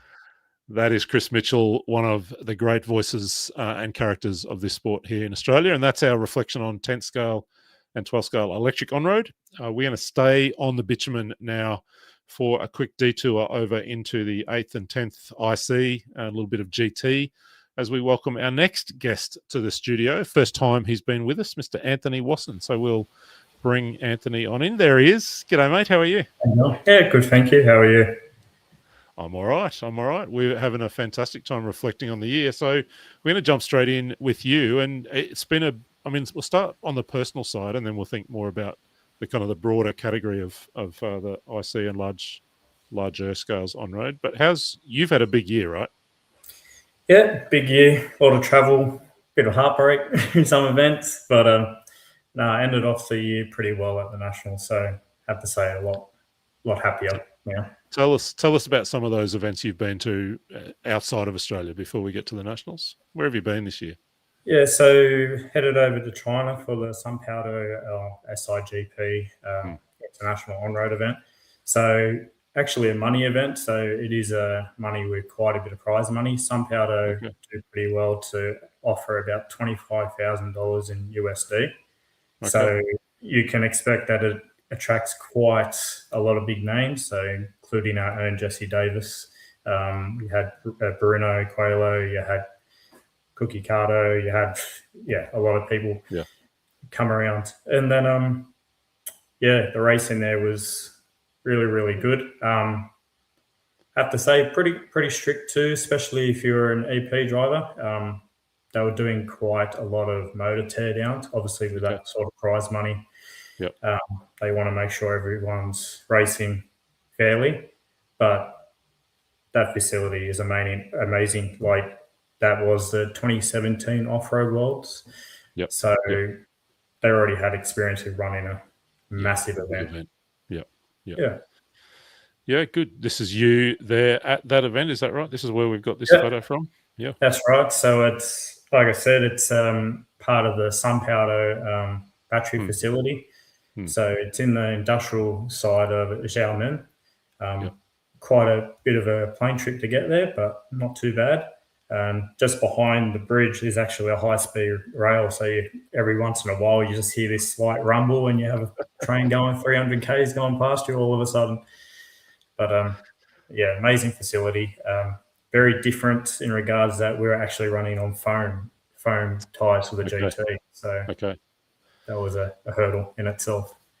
Your travels then took you completely to the other side of the world. So tell us a little bit about the World Champs experience. Oh, look, pretty much as soon as we finished the Worlds here in Sydney 23, I'm like, waiting for the announcement. Right, where's the next one going to be? Originally, it was Peru. I'm like, well, I'm committing. Going to go. And obviously got changed to Chile due to noise restrictions in Peru. If anyone's ever seen that track before, or not even just that track, that whole facility, it is the biggest RC park in the whole, well, I think it's either South America or the Southern Hemisphere. Okay, yeah. You think about it? It looks pretty amazing, yeah. Yeah, and the track itself for GT, or even for 8 scale too, just the back straight alone was 90 meters long. So it's a humongous track, crazy track, but it offered a lot of good racing, and obviously it was great opportunity to be there, not just to represent Australia, but to pretty much go up against the rest of the world, which is my goal, pretty much. Yeah. And you enjoyed the experience of traveling to Chile and being a part of that? I mean, it sounds like it was pretty amazing. Yeah, for sure. A lot of prep. And by prep, myself and Tim, who you can see in the photo, Tim Duggan, we were working on things pretty much the start of 2024 in terms of motor modifications, gearing, even like trying to figure out what to do with motors in regards to air density and driving at a different altitude. We're quite high up in Chile compared to here. So, yeah, it was a lot of theory being put into practice, and, yeah, we got through it. Yeah, amazing. GT's captured my attention a little bit this year just because I think they look incredible, but also because thanks so much to the generosity of Brian at PDNR, I got to race one of them at the Winter Champs this year. It is a really fun class, isn't it? They move around a bit, and just super fun to drive. Well, what I have found with GT, and I've dabbled in 8 scale and Turo, even like your EP. I find that with GT, you can have close racing. There's quite a lot of strategy involved with the 7-minute rule with fueling, which obviously there's 2 parties, yes or no, for it, against it.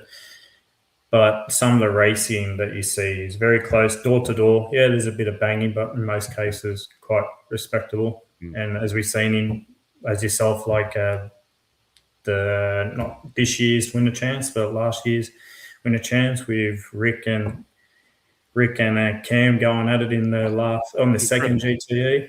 Yeah, amazing. It's excitement. Yeah.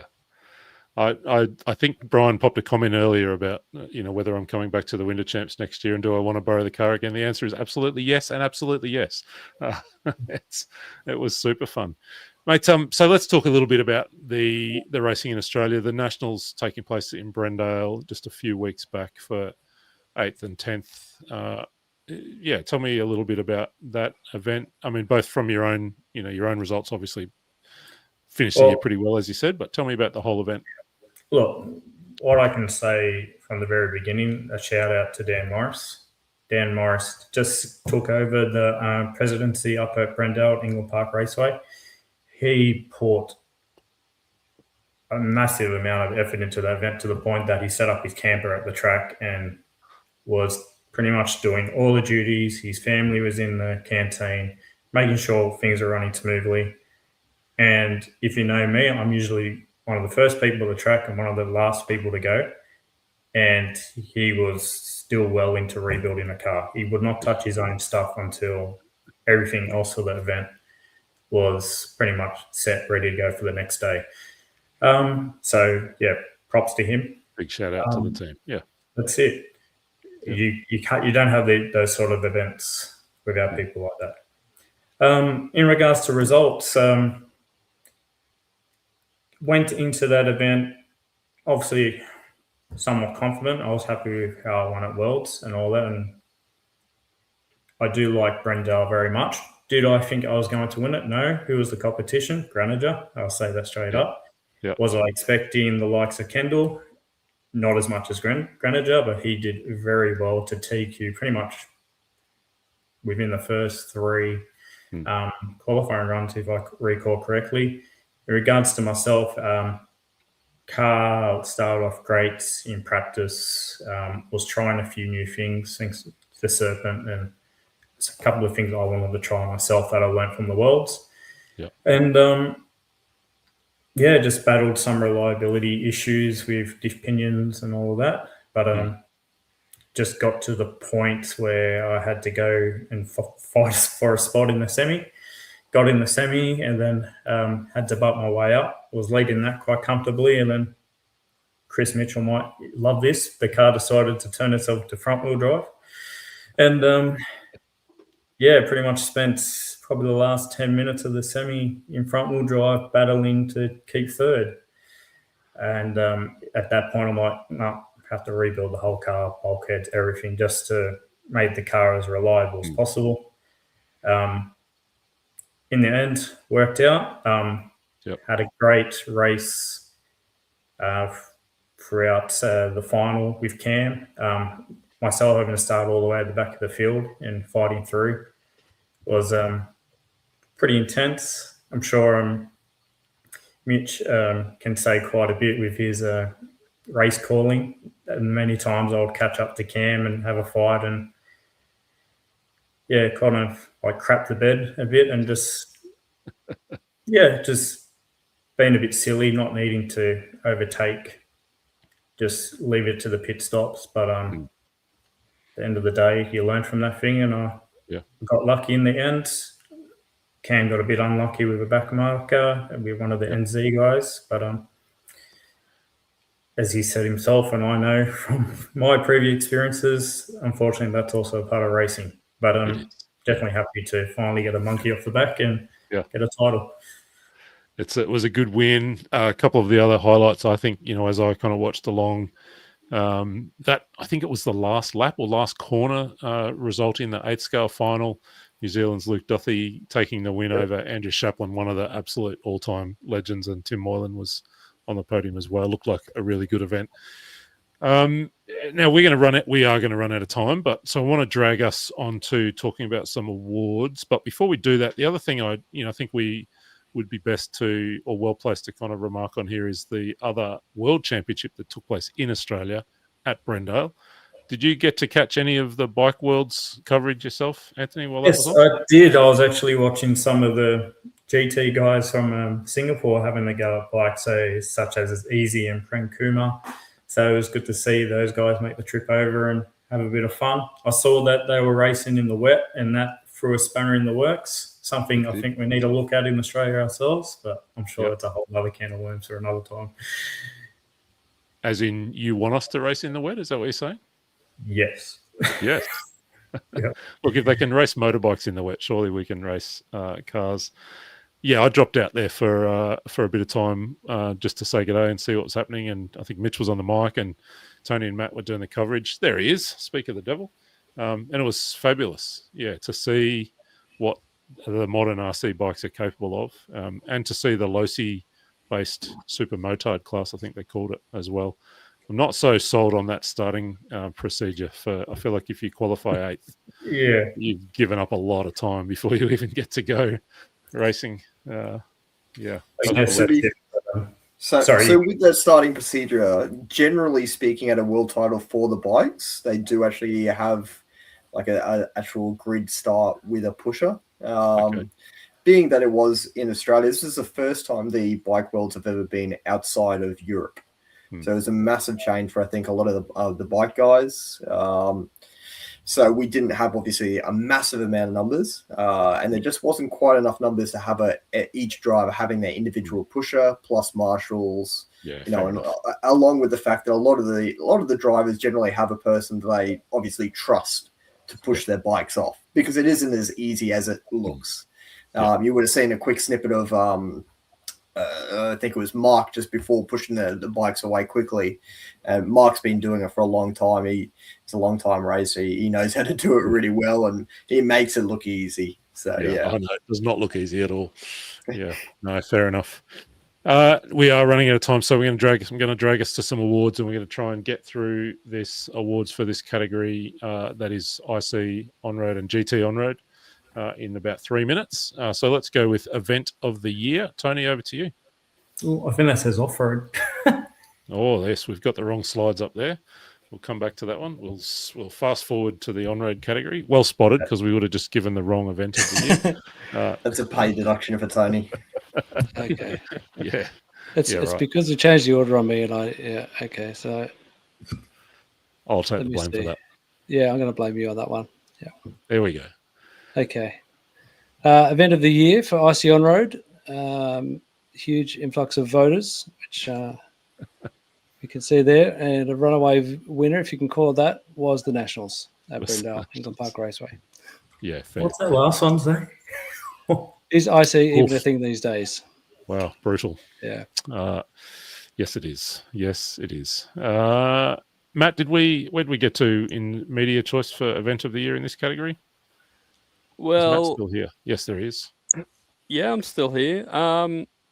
We went a little bit different, but I'm not sure if does the Bike Worlds count, because Sure. Yeah, it's we just not talked about it. exactly Yeah. IC, but Eh, no, we had an absolute blast at the Bike Worlds, and I know from us being there covering the media, like these guys, as Mitch said, it's the first time out of Europe, and as far as I can tell, and what they were saying, there's never been any coverage of bike racing anywhere. So Yep. for us to be there and do that was really cool for us, but it was really back to our roots of doing our first ever events back at Brendale, and they just absolutely loved having us there and getting in front of the camera and just talking about what they loved. And we even bunked with Mark Lutz and Dave Verricchio, who ran the event, and it was just a completely different planet, niche within the niche of the hobby, and we had an absolutely great time. So we're going with the Bike Worlds. Very good. Very good.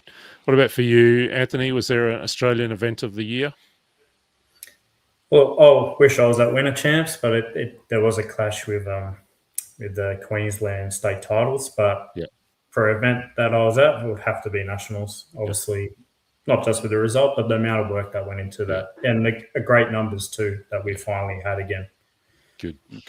Don't worry, Anthony, because Winter Champs won the last one, so you're off the hook. It's all good. Right. Right. Let's go driver of the year in the IC on-road category, Tony. Driver on the year, 5 drivers were nominated. Another little standout winner there, and it was our man Anthony Wasson. No surprises there. There he is. Yeah. I'm a bit surprised. Anthony. Thank you. We got the sound effects to round of applause. Thank you.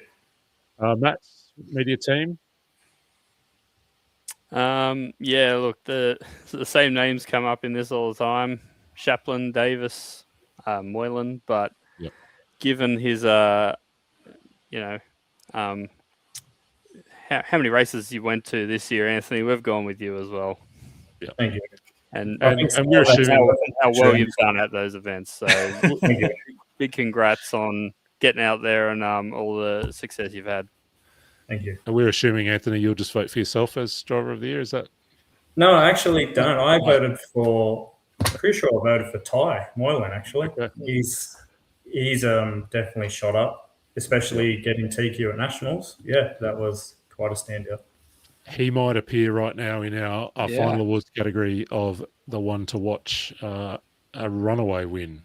Is that what we've got there, Tony? It is Ty Moylan. Yep. Yeah. Yeah, he'll be sending his dad into retirement in 2026. That's my prediction. Well, Seems to be able to handle doing 2 cars. Okay. Well, I'm pretty sure they're looking at doing 10 scale Nitro Tour Worlds next year in Italy, so that's definitely something to look out for. Okay. So sending Tim either into retirement or just broke, by the sound of it. Yeah. Yeah. So, are there any differences, Matt? Is that where we landed as well with media team? That is absolutely where we landed. We're all hoping that I will overtake Tim soon enough. Probably one other person too. He hasn't raced much this year, but he's actually coming along with me to China in January to GDC, and that's Tom Ticklis. So I think there'll be someone to watch out as he gets a bit more time dedicated to him for IC. So we actually saw young Tom running large scale at the that's right. event. So Yeah, beautiful. Anthony Watson, congrats on a fantastic year. Well done at the Worlds and your first Nationals in GT up here in Brisbane. I look forward to going head-to-head with you at the Winter Champs next year. Yep, Just I'll give be me a there. yell when you're coming past to lap me, and I will get out of the way. That's how it'll work. Every time you come to lap me, all 17 times, just give me a yell and I'll get out of the way. It'll be fun. All right, people know to look out for a green car. But that's fine. So, mate, thank you for joining us. Congrats on the year and all the best for Christmas and 2026. Thank you. Same for you guys. Keep doing a great job. Thank you. Thank you, mate. That's Anthony Watson. It's been a big year for him. And speaking of people for whom it's been a big year, we're going to welcome our next guest. We're not slowing down. We're just charging on into the night. And this is a man that I've been looking forward to having on the show. Would you please put your hands together? Oh, there he is, Mr. Joel Powell. Welcome to the show, mate. Go downhill. I think we've got you muted Joel at is the moment. muted. So we'll, Oh, there we go. I'm back. He's back. Welcome, Joel. Legends. Thanks for having me. How's things, boys? Yeah, good. So we're talking 8-scale off-road with you, and I'm assuming that the highlight of your year was being set free with a camera and a microphone at the Philippine Masters to go do a pit walkabout. Is that as good as it got? Oh, mate, that was unreal. What a time. It was, Tony came and gave me a quick heads up beforehand, but when you rolled down with the camera, yourself, Scotty, the boys, it was game time. It was all action. But it was wicked fun, man. What a great event that was. That was really fun. That was my first time international. First time seeing that level consistently just in front of you. It's pretty eye-opening. I'm all about having fun, don't get me wrong, but those guys are incredible. That's absolutely amazing to watch. And just all the legends, man. I got caught up in the pits. I was pitting with Plamen Petrov, guy from Bulgaria. Yeah. He won the Truggy the year before. Him and Jacko had a fantastic battle. And then also a gentleman named David Backer. He's a Kyosho driver from the US. Just a couple of legends that I've never met before. And, mate, we had the time of our lives. It was fantastic. I certainly never saw you not with a smile on your face. And that probably is true just about everywhere I bump into you. What have you loved about 8-scale? Tell me what you've loved about 8-scale off-road in 2025. What have been some highlights? Oh, mate. Well, it's been a big year. It's been a fun year. I've done state titles at home. We've done local bloke Marco Sanfroni had a Bestia Cup round this year. That's the first of that event that we've done. And then traveling to Manila, obviously, that was unreal. Bateman's Bay, man. I think probably my highlight for the year would have to be Bateman's. Massive shout out to Brad and the crew there. Like, such a small club, not heaps of support, and to pull that one off, man, I had a blast. I thought it was they undersold and over delivered. I thought it was really good. I'm having some memory now of you winning. What did you win? Didn't you win something? Yeah, I've got. I remember you being interviewed and I beat the kids in a sportsman race. You know, I'm surprised you didn't remember, Scotty. It's a big deal around here, these neck of woods, mate. No, I remember it well. I particularly remember the post-race interview. It was one of the media highlights of the year. Oh, mate, it was good. It was good. So tell me about some of the things you've noticed in terms of the scene, some of the the big races, the performances that stood out to you. You know, what's your summary of 8-scale? Yeah, absolutely. So I think we kicked the year off with a mega bang. Jaden Edmonds' drive over in New Zealand. Yeah. Right at the start of the year, he came out of the box swinging, man. I've raced with Jaden since I've ever started. So I've been around his skill and watched it develop so much over the years. He is lightning quick, man. I think few little problems with the cars here and there, but his pace is right up there with the best of the guys in the country. I think he's absolutely one to watch. But yeah, his performance in New Zealand was unreal. Stoked for him on that one. And then, not to sell short the year that he had either, man. He had a lot of achievements this year. Drove really well. State titles here. Him and Zach Foster, you guys don't get to see it. You're not here in SA, but those boys at a club day, it's just awesome. It's like cat and mouse, you know. Jaden's got the pace, but if the track's off or the tire's wrong, or, if it's just a clubby and it's going bald or whatever, Zach's just Mr. Consistent. He's rocks up, gets the job done. He says, bugger all to you all day. He's just happy, stoked being there, and just performs unbelievably. Really, really good driver. So that was my probably start of the year highlights. And then moving forwards, when we got to ABC, I think the big one for me there, besides obviously those international guys, watching Kato, watching Ongaro, watching Kilic, like I actually spent a fair bit of time hanging out with Burak. Good guy, pretty flat out, but I like him. But the way that they drive a car consistently for that amount of time, just incredible, absolutely mind-blowing. But Christian Walhutter, his drive at ABC, man, to get that P2 after battling with Miyako driver, bloody forget his name right now. Pecco. Yeah, man. His battle with Pecco, that was wild. And then Pecco running out of fuel going the short stop. Gosh, I was sitting on the edge of that grandstand just twitching. It was so cool to see. From memory, there was a lot. Down there was a lot to my right. I could hear you the whole time on the camera, just exclaiming every time anything happened. Oh man, it was off the hook. And I don't know if you guys remember in qualifying, Christian's cleanup on pit straight. So that was a pretty much fully rebuilt car that he went into that main with. Had not been running on it all weekend. And I know, like, set up, rah. But it really is, if you've got a car that you're feeling comfortable with and then you go ahead and have to change things like a chassis or a whole front clip or whatever, those setup changes, it's going to be different. And that was a hell of a crash, man. I watched that happen. Ball noise down the street. Oh, ripped the whole front end off, man. What does Scotty Ernst say? Clean up aisle one. It was one of those, wasn't it? Like it was. Was it ever? Yeah, but he's driving the main. Sensational. Yeah, it was good. What else have you been paying attention to this year, mate? I feel like I can just wind you up and let you go. No. Let's get, mate. I'll go on up, boys. I reckon we'll run out of time. So watching over in the eastern states, seeing Donnelly recently take a step into the 8 scale, and I'm not surprised at all. He's an incredible driver in 10 scale, and he's come out and shown his pace instantly in an 8 scale. I'm not sure if there was much practice going on. I wouldn't imagine that he'd be committing a huge amount of time to 8 scale. I think it's probably something that he's doing for fun rather than the accolades. That was unreal. Jared Ment's performance at Nationals, that was very good. And Jared's a fast driver, man. Again, got that 10th scale style, which is so consistent. I think maybe he's not up there with. Yeah, go on. Sorry. I was just going to add to that. I think you're right. Like I think those two. There's two things I like about it. One is that they've 10 scale coming over to 8 scale, and that's that's a bit of an adjustment. But also it's the first time probably in a while we've seen, can I say, genuine front running national pace out of New South Wales. So, for the last few years, it's all been South Australia, Western Australia, Queensland in terms of the very front that are going to win nationals. And now all of a sudden you've got Jared Ment, Lockie Donnelly in the conversation at least.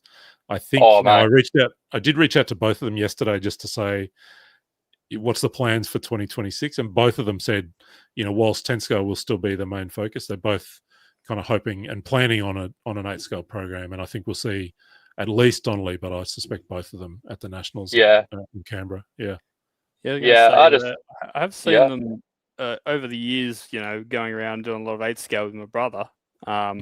They've been very intermittent here and there, and they've always had decent pace, but never quite clicked it with the 8 scale stuff until probably this year. They've just turned it on and just they're right up there now. Not that really anyone's surprised, but having seen how much time they've actually put into it, it's just like they've come out of almost nowhere and challenging now. Yeah, it's pretty nuts to see. I really didn't expect them to be up this right up the front that quickly with have relatively little time they've done in the nitro cars. But then again, why should we be surprised, huh?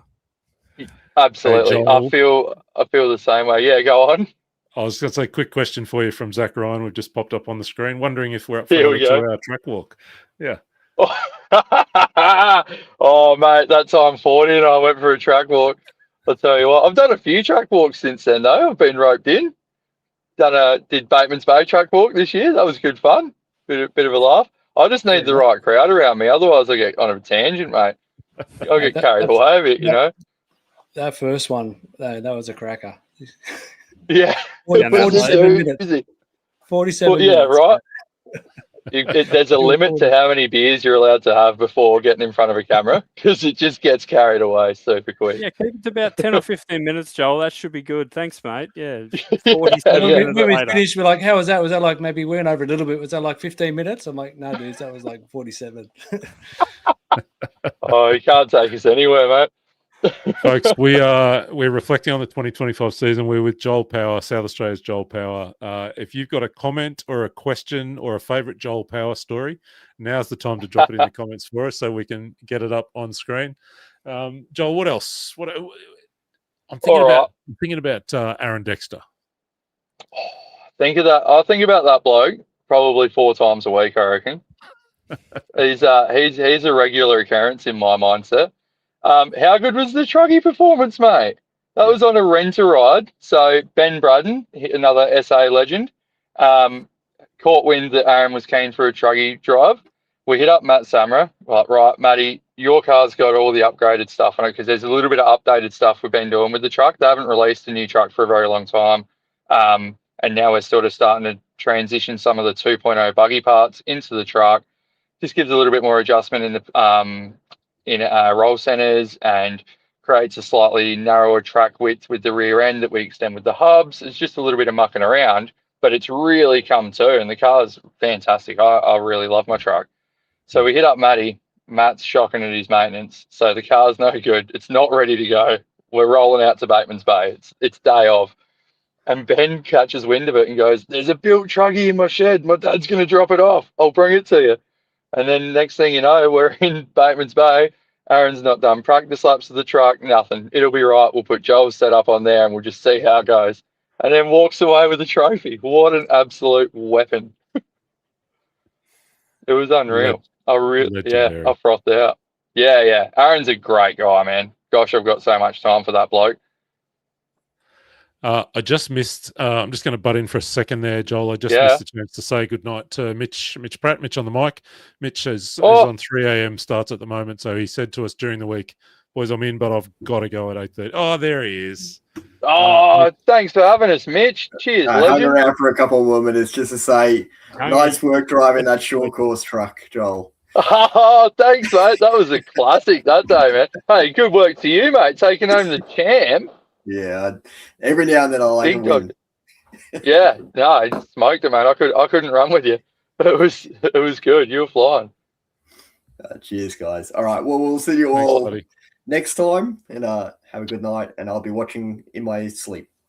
Mate, well done on a huge year behind the microphone. It's been an absolute delight, and to see you and Scotty Ernst tag teaming it at the World Championships was pretty special. I absolutely mate.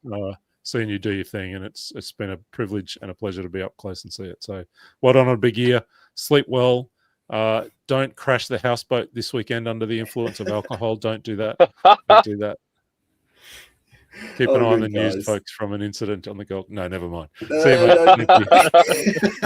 mate. See you guys. Good work, Mitch. Thanks, mate. All right, Zach Ryan has taken us all serious now, Joel. We've had the laughter. Here's the question from Zach.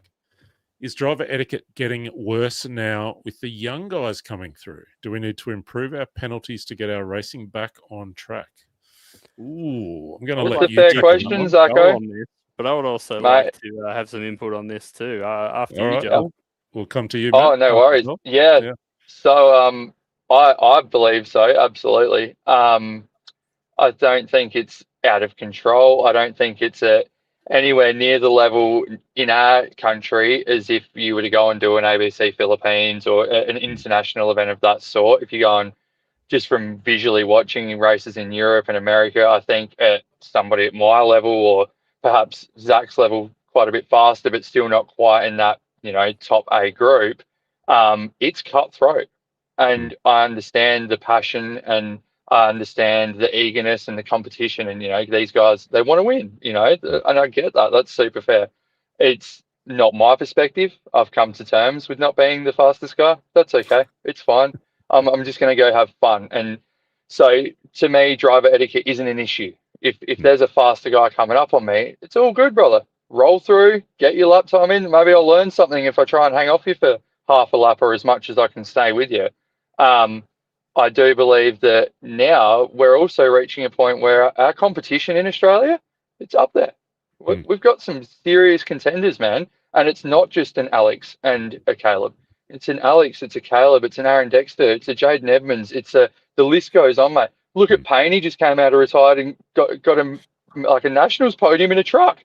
You know, like these guys still mix it. Gillett was smoking me all weekend. Like there's a lot of really good pace. Craig Lawton comes out of nowhere, just decides to rock up on the last day and get into the main. Like these guys, that's what's bred this next generation. You think of the level that it's come from, of course it's going to get that intense. And these guys, they want to win. And I don't think it's a stuff you get out of my way thing. It's like, dude, I can see myself winning this. And there's 15 guys that feel that way.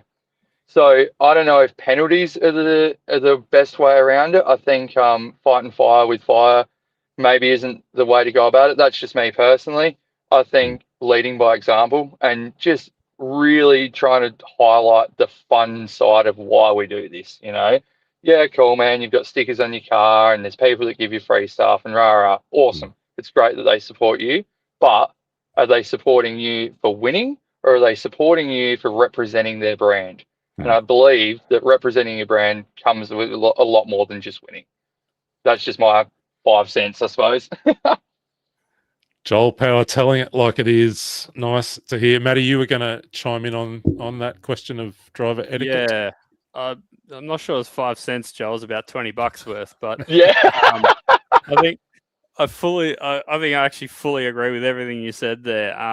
Bringing back the fun side of things, what I wanted to touch on was kind of rolling on from that, is that I think with formats specifically, it is too qualifying centric. There's just too much time spent out on the track turning laps, and then you get into a race scenario and you've spent all day turning laps and getting out of each other's way that people don't know how to race together anymore.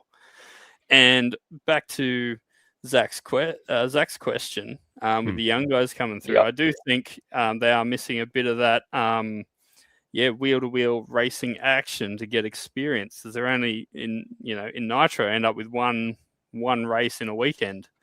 But I will say it's not just the young people. I had my first race in about 3 years a couple of weeks ago down at Southern Highlands, south of Sydney, and some of the stuff coming out of people's mouths on the driver's stand from the experienced guys was pretty scary. And it actually threw me a bit. I was like, wow, is this where it's at? And because, like you said, Joel, everyone's so competitive now and just everybody is so close and wants to win. The field was stacked, just running stock down at Southern Highlands.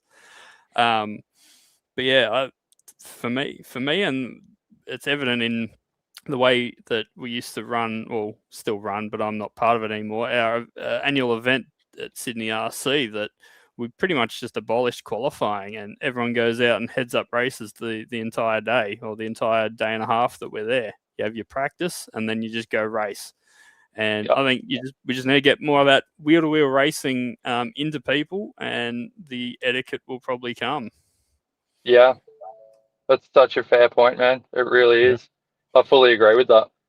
Yeah, we here in South Australia, we'll do heads-up racing regularly because we've probably struggled to get numbers at club days and things like that. So if we've only got 3 groups and it's hard to have pit guys and all of that as well as marshals, then we're just jumping straight on heads-up racing. We do 1 seating round in the morning, and then it's just pit lane starts, racing all day, and it's fun. It's action-packed. It's good. Yeah, that's what we do for our Ride Cup event. We just there's one, you say seeding round, we call it qualifying, and then you go into heat races speedway style and you race. Yep. Yeah, you just heads up race, accrue your points, and we figure out finals from that. It's all racing. Yep. There's been a bit of a common theme in some of our conversations tonight about getting back to fun. Ari Buckler talked about that earlier in the night. You've been talking about that yourself, Joel. This comment here on screen, just kind of saying, hey, we talked about it with the Vintage Bash. What's the competition, and I love competition. I'm all about the competition. Yeah. We've got to kind of find that balance, don't we? Of the hardcore competition with the kind of fun side still right there in the middle of it. Yeah. We're watching on screen the Nationals down at Batemans Bay. You spoke about that a little bit earlier, and gave some kind of kudos to the club, the little team that pulled that event off. Reminds me that this event and the Asian Buggy Champs race had the dreaded R word, rain affected. What'd you make of that, mate? Joe? That was tough. That was a tough gig, mate. What do you do? I think there's so many shoulda, coulda, wouldas, and at the end of the day, it was what it was. I was out there marshalling for that main. I went out and volunteer marshaled just so that we could get the show on the road. And I, among a handful, maybe if not all, would have been happy to stay out there and marshal in that situation. I understand it was really tricky to drive on the track. It probably wasn't completely safe for marshals. But I also am a big believer in racing is racing, boys. You play the cards that you're dealt, and a lot of people started coming through the pack that you weren't expecting. It really throws a curveball. It puts the skills on the line. What can you do? Yeah, it was a tough one. It was a very tough one, mate. I fully understand where the committee came from with their decision making, with calling it, but then I fully feel for the racers because that's racing, Yeah, tough one. It is. And then ABC as well. Crikey. Yeah, that hurt, that one, because we were set up for some phenomenal 45 minutes still to come when the rain started falling, and I think that one was a little bit more involved in that one.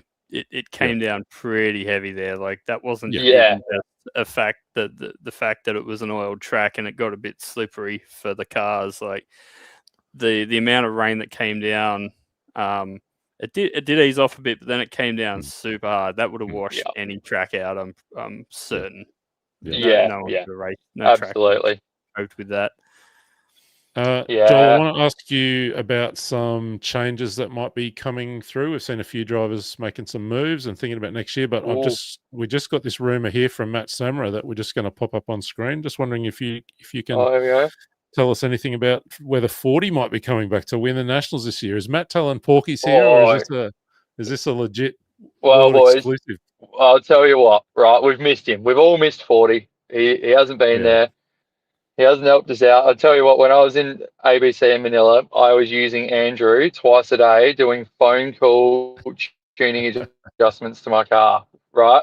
He's over the phone. He's watching the videos and getting the little snippets of me in the background because they weren't following me. I wasn't winning. Going, Joel, you need to try this. You need to do that. And we made a couple of changes, some international changes, and it worked. It was fantastic. But the rumour on the street is, after watching Aaron Dexter win the Truggy Nationals, the fire has been relit. He's eager, he's keen. So hopefully there'll be an old school Duke out next year at Nationals. We'll get Payne out, Gillett, 40. Maybe even we can convince Lawton to get back in the truck. Timmy Gork, Roger might make an appearance. I'll tell you what, I'm going to be struggling to make the main. Makes a trip to Canberra sound very appealing to see all of those guys. Yeah. Look, I don't have the technology to put a poll in the chat here, but if you want to see 40 back, just follow the Zach Ryan thing there. Give us a bring back 40 in the comments. We'll pass. No, he's an absolute gun, legend of a fella. He is. Mate, his knowledge is absolutely out of this world. It's ridiculous. Wanted to ask you about a couple of big moves we've started to hear about in the off-season. Christian Wallater out at S-Works and making the move across to Kyosho. Jaden Edmonds out at Mayako. Peter Seckold out at X-Ray. There's rumours about some changes among some of the kind of front-running Queensland drivers, if I can say that. People testing different things. What have you heard about what's happening in 2026, Joel? Well. I don't know if this is the time to just start dropping what my ear's been hearing, but there's been rumours along the grapevine. I've heard some whispers. I've heard some Chinese whispers. I'm stoked for Christian. I think the K car is fantastic. Darren Cornwell runs it here. Yeah, Darren Cornwell runs it here in South Australia, and I think it's a great car. I think he's made a good the decision going back to a C hub. I think it'll suit Christian's driving style. That's a good move. I saw Jaden Evans post up. Can we just say how cool it is to have Kyosho back, kind of, more serious about racing? They've been building a team around the world, and our sport is better when companies like Kyosho are all in. From that point of view, it's cool to see Christian over with them as well. Yeah, I think it's super cool. It's super cool, and you know that Martin's going to give 110%, no matter what he's in. He is a committed man. He does everything he can to get his son the best equipment and the best things that he can provide, because he's a committed guy. I think it's going to be a great move for them. Aaron Dexter's been chatting with me about it. They've done some running together, and pretty much all the feedback I'm getting is, dude, Christian's car looks dialed. Okay. So that's good news. It's good news. Well, it's bad news for everyone else, but good news for Christian. Yeah, and for Kyosho fans. Oh, mate. Yeah, he'll be a hard guy to beat come Canberra, I'll tell you what. Yeah. Good news for us in the media too. Ceases film some good racing. So yeah. Oh, mate, I can't wait. I'll be sitting there. Yeah, definitely. But yeah, so a bit of testing from some guys in Queensland. I would assume maybe Caleb's maybe stepped back from Techno and he'd be trying some things out. Okay, is that just the story you've heard? Okay. Yeah, that's again, I'm not naming any names. I just heard some things on the grapevine. You just did name a name. What are you talking about? No, we're not going to go too far down the track of wild. I'm not going to hold you to it. Rumors, but it's just a bit of fun. Yeah, there's a concerted effort here from Team Beale to get Zach Ryan on the pod. You just need to go back to last year's show, you guys. Zach was our guest on last year's show, so we don't like to have the same people 2 years in a row. Maybe we'll have Zach again next year. Maybe we could just have a Zach Ryan Joel Power show. That would be fun. It would be fun. I did a little video chat like this with Zach Ryan when I first started getting into my RC, like toy cars with Joel thing. And we sat down for a 45-minute chat, and it turns out that the app that I used to record it did not record any of the audio, and it was just a video of us, of our faces moving. It was fantastic. Watch that. You could probably get some kind of AI lip reading software now that could reconstruct that for you, I'm sure, if you've still got the video. Mate, what else? We're going to get to awards in a second, but is there anything else from 8 Scale Off-Road this year that you want to kind of point to? Oh, just the young guns. I think the young guns of Riley Lander-Smith and Elliot Grierson, those boys are doing fantastically. I think they deserve a shout out. Their drives in the junior mains at Nats, and then also their drives in the sportsman main at Nats, as well as just being good kids. They're humble, they're kind, they're respectful. You race with them on the track, they've got great driver etiquette already, all really good traits, and they're so young. So I see an awesome future for them, whether or that not be success, but I think they're going to really enjoy the sport and be a good asset to the hobby, good representatives.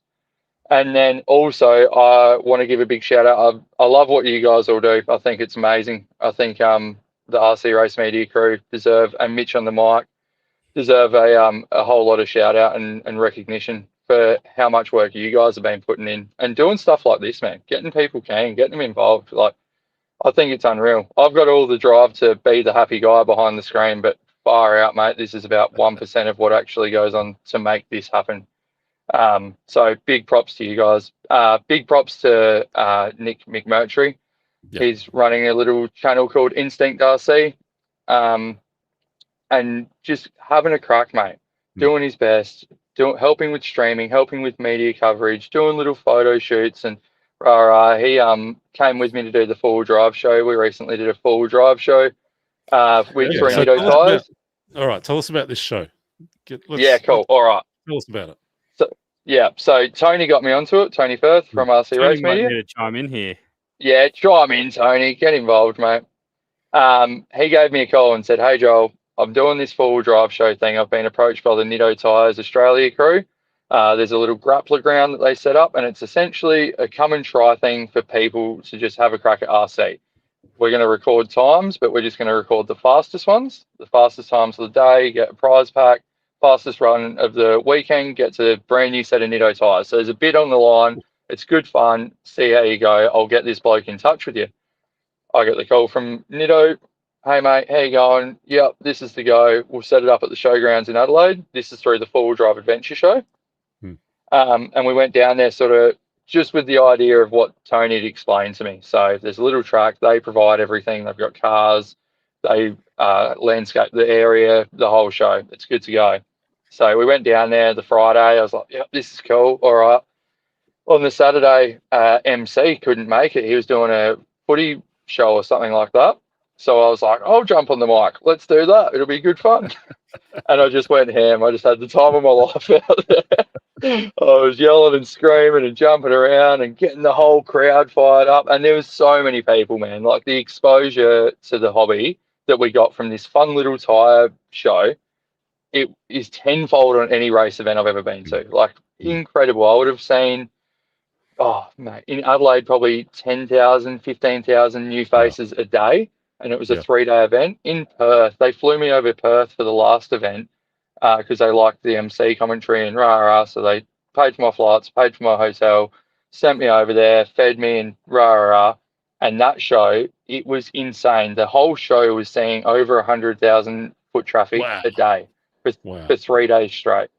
Yeah. And my lineup to get onto this track to do the RC stuff was never ending. You know, like, telling people that, oh, we're not going to be back on track for 45 minutes and they're starting to line up. Like, all right, we're getting in. It was absolutely unreal. It was super, super cool. And I'm very grateful. So thank you very much to Nitto Tyres for doing that. It's not something that's highlighting myself or highlighting Nitto Tyres. This is exposure to our sport. That's what it is. And it's a whole new demographic. It's people that are untouched. They're cashed up four-wheel drive hooligans. That's exactly who we're looking for.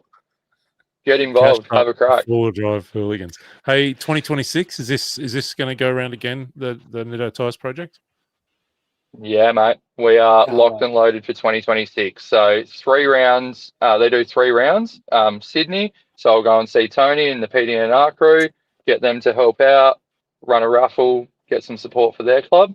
Then we've got hometown for me in Adelaide. Will be in October. So sorry, Sydney in September, Adelaide in October, and then they'll fly me over to Perth in November to do that event again next year, which would be sick. Unreal. It'd be super sick. Yeah. And it's great support for our club as well. And we ran a raffle at our event. Thank you to Model Flight. They supplied us a cost price car, just a fun little crawler thing. We made, I think we ended up clearing about $1,600 after 3 days of raffle tickets, which I thought was unreal.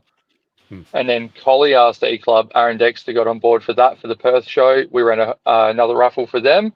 And over the 3 days, because I was more equipped for this event, straight out the gates on the Friday, I was just on it, you know, calling out on the microphone, make sure you check out our raffle, make sure you support the club, make sure you do this, make sure you do that, you know, getting really like in people's faces in a fun, like happy way.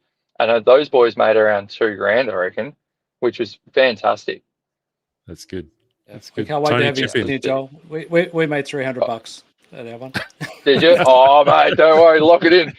Get something to sell, mate. I'll sell it. I'll sell ice for the Eskimos. Joel will vouch for this. Just the energy that you get from being part of that event. Like we had half a dozen club members for the 3 days, and it is just that. It's people who have heard of RC, never had a go, or you got people who have done it. It's a small little track. It's not hard. You turn down the power of the truck, so they just get around nice. And it is. They just line up. They can't get enough of it. It's so much fun. Our one was in like a content creator zone, so they had a whole bunch of people with the YouTube channels and stuff like that. So you've got influencers who come and have a celebrity race, call it, right? So they get their own little bit of track time, and they've got all their media people filming that. They put it on their socials. So again, it's just massive promotion for RC that you just couldn't buy. And this is just volunteering. You know, clubs volunteering their time to support Toyo Tyres and Nitto Tyres, who we have had a really great relationship through our club for many years.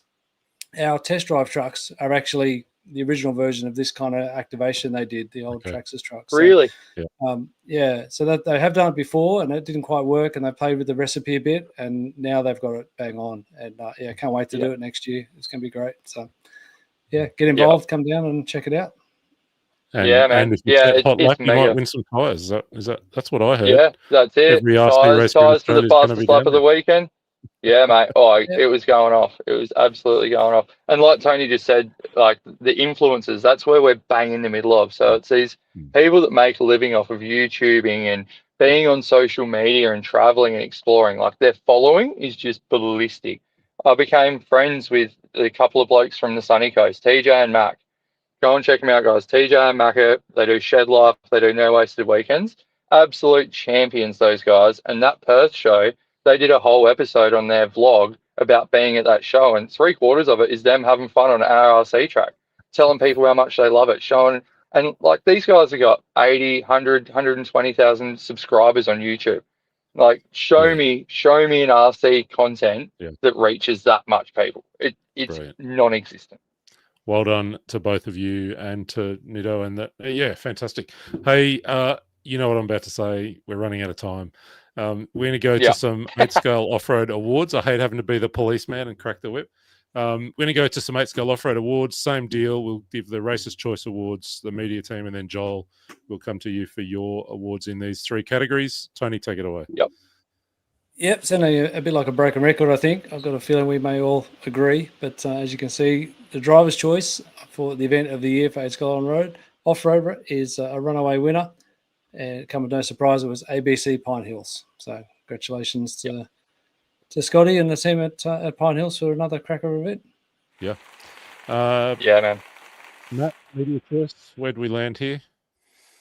We'll kind of split, as has been the theme of the evening, between, Pine Hills ABC and also Bateman's Bay Nats. Pine Hills ABC regularly every year is the biggest 8-scale event in the country. But it's also one of the bigger clubs, whereas Bateman's Bay really punching above their weight. And I know we gave them an award, I think in our first year, for the effort they put into the 10-scale New South Wales states, I believe. Yeah. But they went absolutely above and beyond that for the Nats this year, and it just absolutely sucks that they didn't get the proper finale that the event really deserved. But I don't know about you guys, but I'm tending to lean towards that one this year because they just knocked it out of the park. Brad's a good friend of mine. I know the amount of work he put in, and Maria and Tyrone and the other crew down there. Massive effort for a tiny regional club. So well done, and Bateman. that boomerang feature on the boomerang through the middle. Great idea. So sick. Yeah. How about for you, Joel? Event of the year for you, Joel? Yeah, I'm going to agree with you on that one, mate. I think the Bateman's Bay Nationals was epic. It was really epic. I think coming into it, seeing the warm-up raw speed event before it, and then there was just so much controversy online. Do you remember that? It was like, what's it going to be like? What's the surface going to be like? Are you oiling it? Are you not oiling it? I feel for those guys, man. The poor committee just be getting flogged. Getting flogged by it, yeah. Oh, dude, the gremlins of the internet. And then we rock up, man, and it was sick. It was so sick. The track it wasn't gnarly, but it was still technical. It wasn't too hard that you couldn't drive it, but it kept you on your toes. I just thought it was mega. And then for that committee to pull off that many people being at their club, nailed it. Big shout out to all of those guys. And a huge shout out to the canteen ladies. I didn't thank the canteen ladies in my sportsman speech, and it's been eating me up ever since. Right. Redemption right now. Yeah, I'm getting my redemption back right now. So, Brad Murray, if you're watching, legends. Thank you. Well done. All right, let's go to Driver of the Year. We'll go back to you, Tony. All right, Driver of the Year for 8-scale off-road. Standout performance again. It'll come as no surprise. It's Alex Bernardzik. Congratulations, Alex. Yeah. Round of applause. Yeah. What's happened to our sound effect? Applause, Tony. Where is it? There we go. One job. 2 jobs, but you're failing one. There's been a few. We've talked about some of these guys already, haven't we? That have put in good performances. Matt, where did we land with the media team award? Same again. pretty predictable. Yep, fair enough. Split between Alex Benadzik and Christian Molitor. Yep.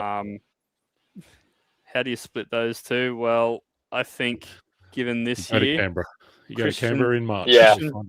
yeah. Christian's drive at Philippine Masters, and his epic battle with Peiko.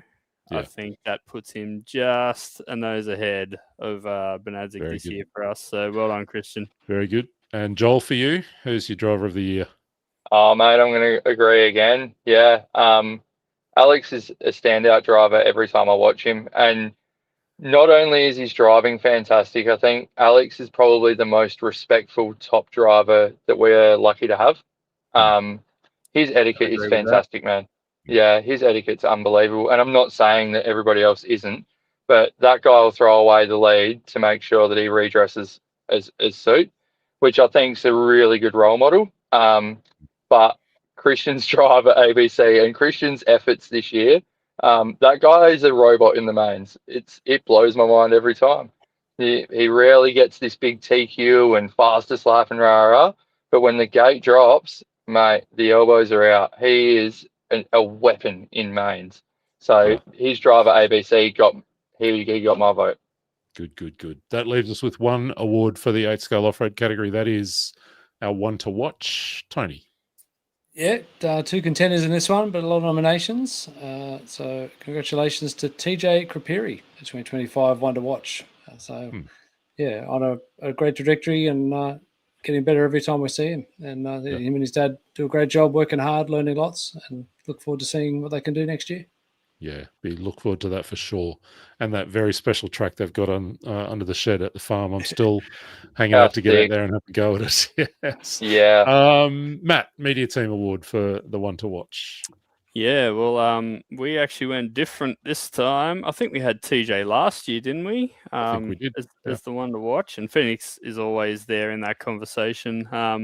We've gone. Correct me if I'm wrong, Joel, but were these 2 your sportsman buddies, Riley Lander West and Elliot Grierson? Yeah, they were, dude. That the 2 guys that you took down? Yeah. Yeah, it is. Well, they wanted it. They got it. Yeah.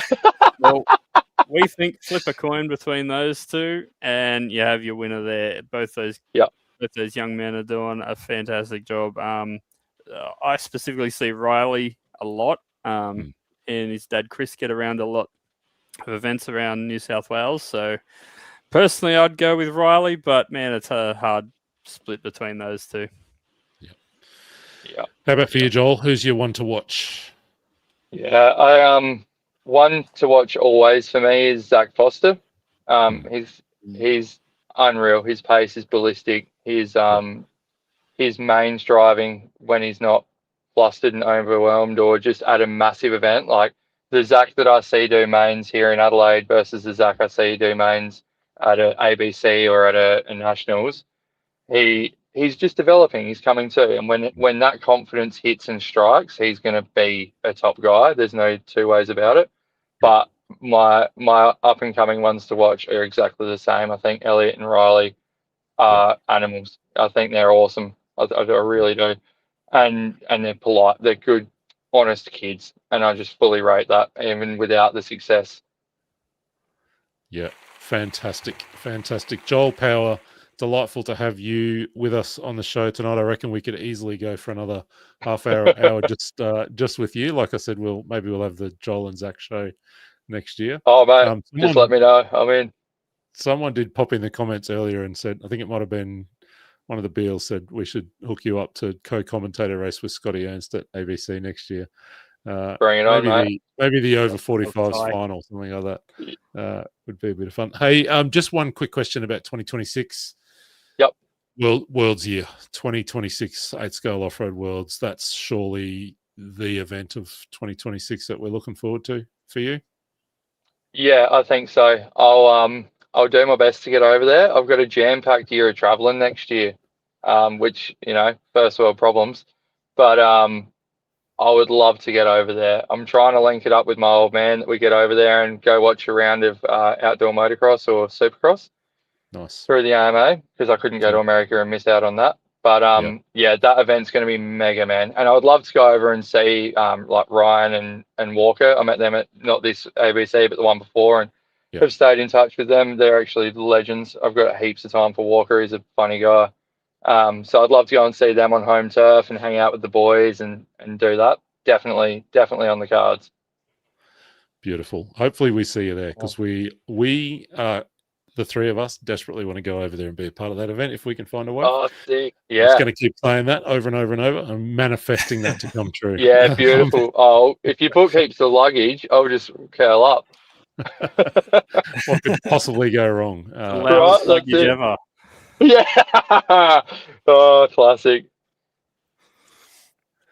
Beautiful. Thank you, mate. We're going to let you go because we are miraculously only 8 minutes behind schedule at the moment. Oh, look at that. Look, it's this incredible. is nothing like the track walk. We could be in bed by midnight. It's fabulous. Thank you, Joel. Awesome. Mate, thank you for all that you do. And a huge congrats to you and to Tony and all the team that have been involved in that Nitty promotion. And we hope that goes awesome next year. And we look forward to seeing you at any racetrack we bump into you. Thanks, buddy. Awesome. Thank you very much, guys. I really appreciate you having me on, and keep doing what you're doing. I think it's fantastic. You all deserve a big pat in the back.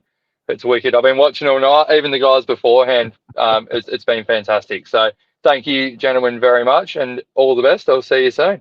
Good on you, mate. Thank you. That's Joel Power. There it is. I knew you wanted it, Tony. I knew. Take care, legends. Cheers, buddy. See you, That Joel. is Joel, Cheers, one of the absolute characters, one of the genuine good guys in the sport here in Australia and around the world, and delightful to see him over in Manila. If you didn't catch that coverage, we set him loose with a camera and sent him off into the pits to do one of the best pit walk segments that we filmed all year. So thanks, Joel, for hanging out with us. He tried mango apple. There was some local fruit delicacy that he tried live on camera. So yeah, or something like that. Only he could do that. Yeah. What a guy! What a guy! Speaking of what a guy, that leaves us with one guest left. We've kind of wrapped up our Australian tour. Now we're going to take a wrap around the world. And who better to join us than our very good friend, the one and only Scotty Ernst. I saw Mr. Ernst pop in. There he is. Scotty, welcome. Hey guys, how's it going? Welcome to the show. How are you? I'm doing well, thank you. How are you guys? We're having a good time. And somehow we're not even that far behind time. 2.5 hours into the show. It's wonderful, but close. I got to say this. I got to say this out of gate. It is not fair to put me after Joel. He's way too hard to follow. He's a legend and he's awesome. And yeah, just is there a guy more passionate about the hobby than him? He's the best. No, there is not. He's fun and he's funny and he's genuine, heartfelt, like all the good things that you want in someone, mate. It's been a monster year for you. We want to do a bit of a kind of a what's happening on the world scene, but you know, without going, how many? What have you been? 30 weekends or something you've been away this year? But give us a couple of highlights of places you've been around the world in 2025. Oh man, it's been an incredible year. For all of us, you guys have been at my side for many of them. The ABC was a tremendous success. Really rolling off that first year to the second year was tremendous, where it was just talk of the 8-scale world. Everywhere I go, people were asking about it, and sponsors are showing interest in the industry, really taking a look at it. And it's great for the region and 8-scale buggy for sure. Been a year with a couple great world championships and Nitro on-road kind of thing. So that's been really good. So it's been good all the way around. We had a long chat earlier in the evening about the 10-scale worlds, and I don't want to kind of rehash all of that, but you were there, you were a part of that. You got the unique opportunity to both be a part of covering and calling the event, but also to race in it and to race in it alongside your family. So just, reflect for me a moment about that World Championship experience for you.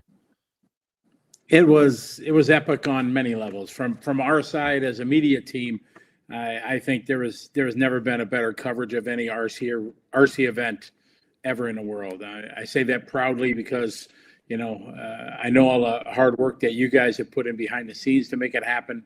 And then the race itself from the club there, it was just epic. So that was a great side. And because of the kindness of Tony and Matt allowing me the chance to race, I got to do it. And I kind of feel bad that I didn't see it right away. And, I hit Tony up probably 2-3 months before. I said to Tony and Matt, I said, hey, man, my family's coming down. Can I get, some time out of the booth to do this? And it was great to be able to do that race with my daughter and my son-in-law. That was great.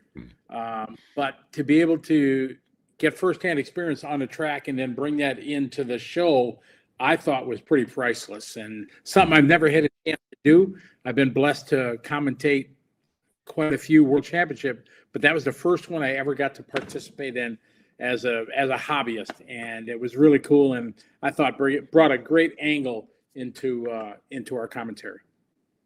Yeah, it was cool, and it meant that I got to go in the commentary booth while you were out racing. So it was win-win-win, right? I got to comment on World Championship for a little bit. I want to think a little bit about a few of the things that have been happening around the world this year and get your perspective on them. I'm thinking about the first ever 8th scale e-buggy World Championship. So that's been a numerically really strong category in our sport, and it's certainly at club level. Many parts of Australia, it's much bigger than Nitro, but that's the first time we got to do a World Championship for that. What did you make of that e-buggy Worlds? I was really happy for the industry that it really got legs and really became such a spectacle for e-buggy. If you rewind even 6 months before the Worlds, there was a lot of people talking like they're not going, and then 2.5, maybe 2 months before, it really got some traction and everybody's like, okay, we're going to this. And then as the race happened, it was epic on all levels. Great club, great facility, and spectacular racing. So it was really good for that segment to really have its marquee spotlight event. What did you, I guess I'm interested in what you make of what happened on the track. We had, people who are more known for 10 scale in the form of Marcus Kerup and Mikkel Orlovsky going head to head with, the 8 scale legends, the names like Davide Ongaro, Elliot Boots was really fast, David Ronnefalk, Juan Carlos Canas. So we had this really interesting kind of crossover where these two worlds kind of collided. What do you make of it from that perspective? I think it was great for the 10 scale guys to be able to go to a different, let's say discipline, and going to 8 scale and really showing that their skills from 10 scale pan out and work well over there. And they could run with the best guys in the 8 scale with Ongaro and them guys, which 8 scale is their forte. And then Kerup and, Orlowski and these guys running toe to toe with them. I thought it was really good. And it made me think back to in the early years of 200 millimeter. This guy named Paul Lemieux, electric touring car race from America, showed up, went to Portugal for the 200 millimeter Worlds. Nobody had ever heard of him. And barring a problem at the halfway point, just had laps on the guys. And it was his 10 scale electric touring that was his skill. And he went to this totally different Nitro thing and really showed him that, he could do it. So I kind of equate those two together, but Kerup able to make it happen. Just a great thing. His first World Championship, and it was a spectacular race. You've known the Kerup kind of family. Tell me a little bit about that. Jonas, his dad, and what it meant to them to win here, but then also to come down to Sydney and win a second World Championship in the space of 2 months. It was a great story. I mean, if Jonas passionate about it, has just been when he in his heyday, one of the top electric touring car racers back in the day. And obviously we all pass this on, our passion, to our children, and then to watch Kerup come up, or Marcus rather, just really come to his stride the last 3 years. I remember my first couple of years that I saw him, he would come to EOS, or I'd see him at some of the Euros and stuff like that. Super aggressive, still trying to tone his racecraft. He had the outright speed and everything like that, but just missing that small little craft where he would be too aggressive time, not knowing that you don't have to drive 110%, 90% sometimes is okay. And here over the last year, he's figured that out. Obviously won his first title, and then to be able to do two of them to get his second in the 10 scale discipline that he normally is familiar with was pretty special. I mean, then you go to the woulda, shoulda, coulda, because he almost had them both down in Sydney, but it was just a great year for him. And we talked about it on the show, Mitch and I and Scott, about him coming to the Worlds in Australia, having the confidence of getting his first World Championship, and then is able to pull it together and get a second one, which was pretty impressive. I think it was early in that week in Sydney that I spoke with at Tsuchihara, and he talked about looking at Marcus and seeing a driver with a winning face, by which Hara, was kind of talking about that confidence that you just spoke about, that, you can look at someone and see, this guy knows. He knows that he can do this. We're watching there on screen in the four-wheel drive finals there, that incredible head-to-head battle between he and Davide Ongaro, and I can't help thinking we're going to see these two guys go at it pretty hard over the next few years, Scotty. Oh, absolutely. I think, getting these titles for Marcus is just going to drive him to want more, to do as many disciplines as he can. For sure, it's going to make him want to put in the time to do it, to be able to stay at that pinnacle level and to run these guys. And then, with the Nitro Worlds coming up, for sure he's going to be all in for that. And it's really going to be good to see him. And then, Ongaro he's not an old veteran. He's a like 24 or something, isn't he? Yeah, exactly. So, he's three-time, back to back to back. So it's really going to be interesting to see them guys go at it when they go to the Worlds in Thornhill, Texas, on a not a normal 8-scale off-road American track. It's going to be very interesting. We have to be there. we have to be there for that race. Sure. I know what you're talking about, guys. We've talked about it. So let's just talk about that. We'll come back. I want to talk about the on-road IC Worlds, the 8-scale Worlds we've just seen in Chile. We'll come back to that. But while we're on this, on this topic of what is the road to the World Championships in 2026 from an 8-scale off-road perspective, you just talked there about Carrot, about Ongaro, but this is on home soil in America as well. We've got people like, I guess Ryan Mayfield, is this maybe his last best chance to win an 8-scale Worlds? Dakota Fenn yet to win a World Championship. What does the next 8-10 months hold, do you think, in terms of the road to that event? The race calendar is so busy for those guys in 8-scale with all the races that are going on. But I think especially those two guys that you talked about, they are absolutely primed to be able to have a chance for a world title. It's the two guys that you would think, would be right there in them. And I know they're going to put the work in. I'm sure there's going to be multiple test sessions that they go down to Thornhill. Thornhill is a beautiful facility, covered racetrack. It's going to make for a great Worlds, but gives a pretty consistent throughout the course of the year to give these guys some testing to be able to do it. And it's going to be, I don't know, I think it's going to be one of the best Worlds because, 8-scale in America is massive. Everybody talked about from the outsiders outside of Europe or Asia or Australia, wherever, they all want to come to America and do it. And I think it's going to just be the perfect storm for one of the greatest World Championships ever. And the last time we were in the US for a World Championships, 2016, Vegas, David Ronnefalk wins. That's right. I'm remembering that right, aren't I? I got nothing. I think that's the last Technology, time. right? You got to love it. I don't know if you can hear me, but I got nothing. I can hear you, Gotta love Scotty. I'm just going to mute Scotty for a minute. We'll see if we can get his microphone working again. I'll just try you one more time. Scotty, can you hear anything at the moment? You got me? Hello. Yeah, we can hear you. Yes. You got me? I can't hear you. Of course not. Of course not. We can hear you just fine. I just keep rambling there. Yeah. I just guess what you're saying. But I got nothing. Nothing here. Let me see if I turn these off. I don't know if let's see what. We got almost all the way through the night, folks, with no trouble. I'm just going to mute Scotty for a minute. We'll maybe see if we can bring him out of the show and then get him to rejoin and see. So I'll let Tony just kind of deal with that in the background while we get away. So yeah, we're talking there about the road to what I think is the race meeting of the year next year, the 8-Scale Off-Road Worlds in the US. Some of those veteran or more experienced American drivers, but also some of the young emerging kind of super fast American talent. But then, drivers from all around the world who'll be over there in the US. We're going to try and get Scotty back on. So we'll, looks like he's back working and able to hear things. So we'll get him back in the studio. We'll just unmute his microphone. There we go. Talk to me, Goose. Talk to me, Goose. Can you hear me now? I got you. Good deal. All right. Now Wonders we've of got technology, right? going on.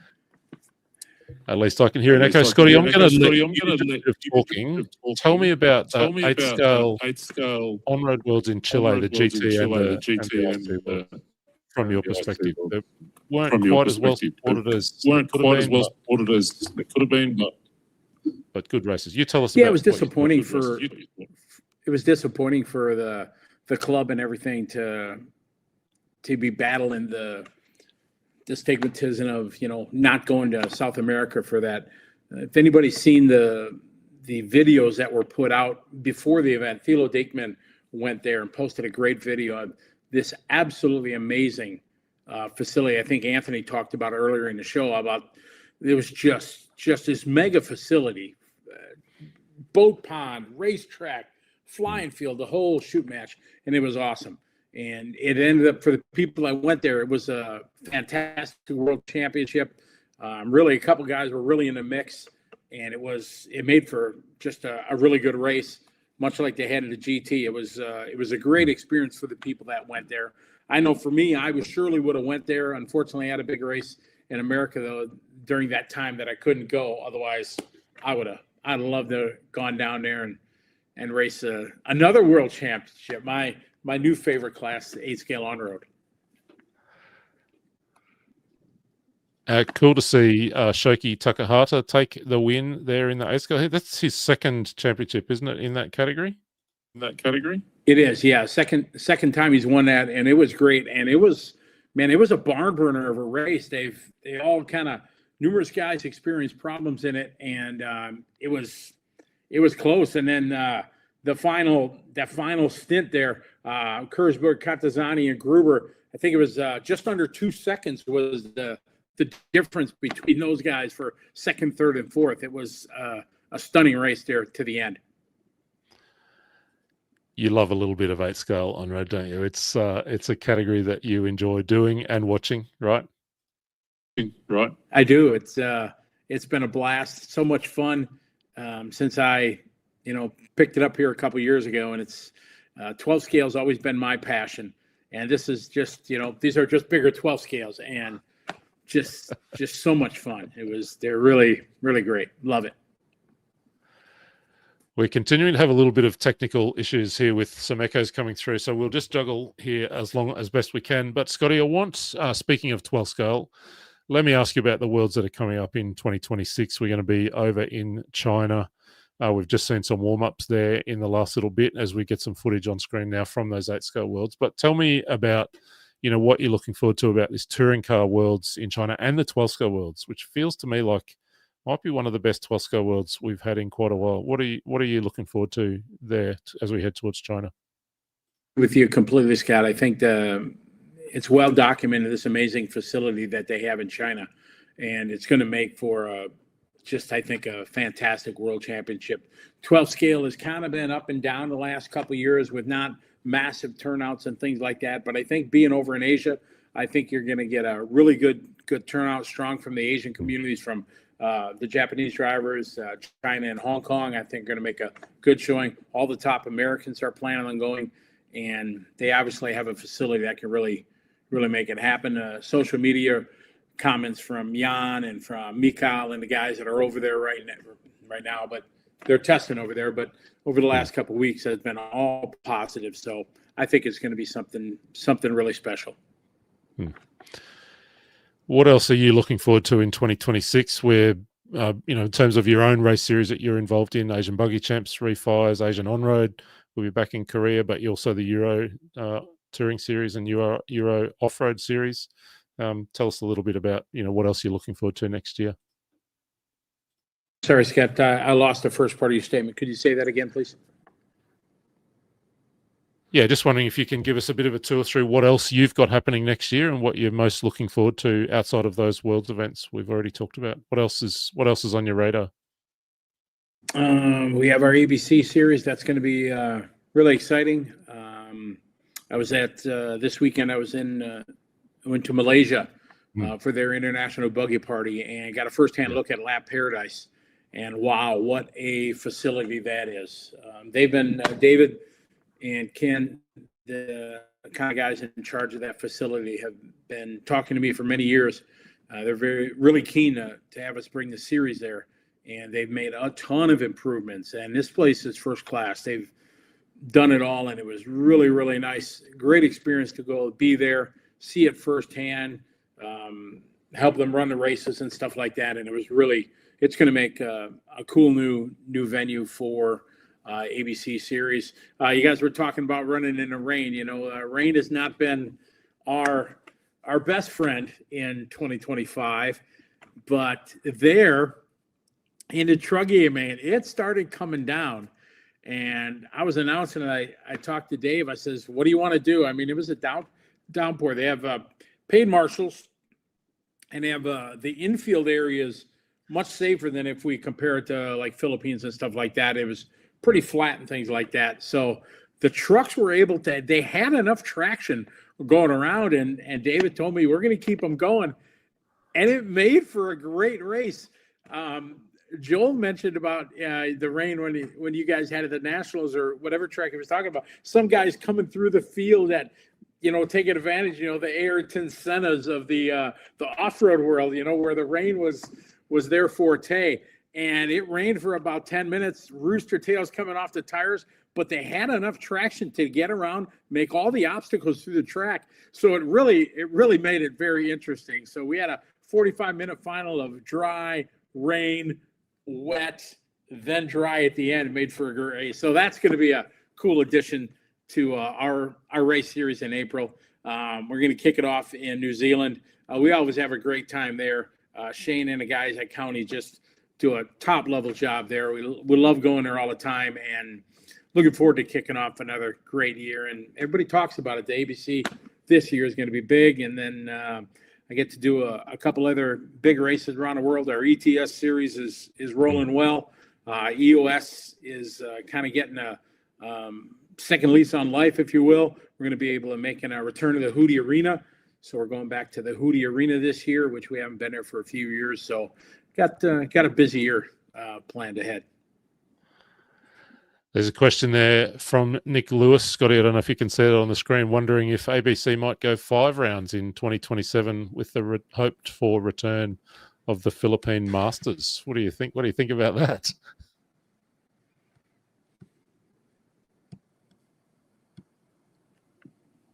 Lost him again. Having some audio troubles here, folks. Got me back? Yeah, I got you.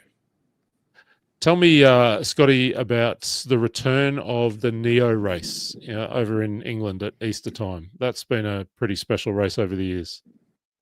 Oh, it's been legendary in a world of indoor 8 scales from when Phil ran it for many, many years. And it started at this venue on the dockside in Belgium back in the day when it was so cold. And Adam Drake and Jared Tebow, they were like dominant for many years, and then it went up to Harper Adams, and it just took on a life of its own. I know for me, I took my daughter Sarah Ann there for her 18th birthday.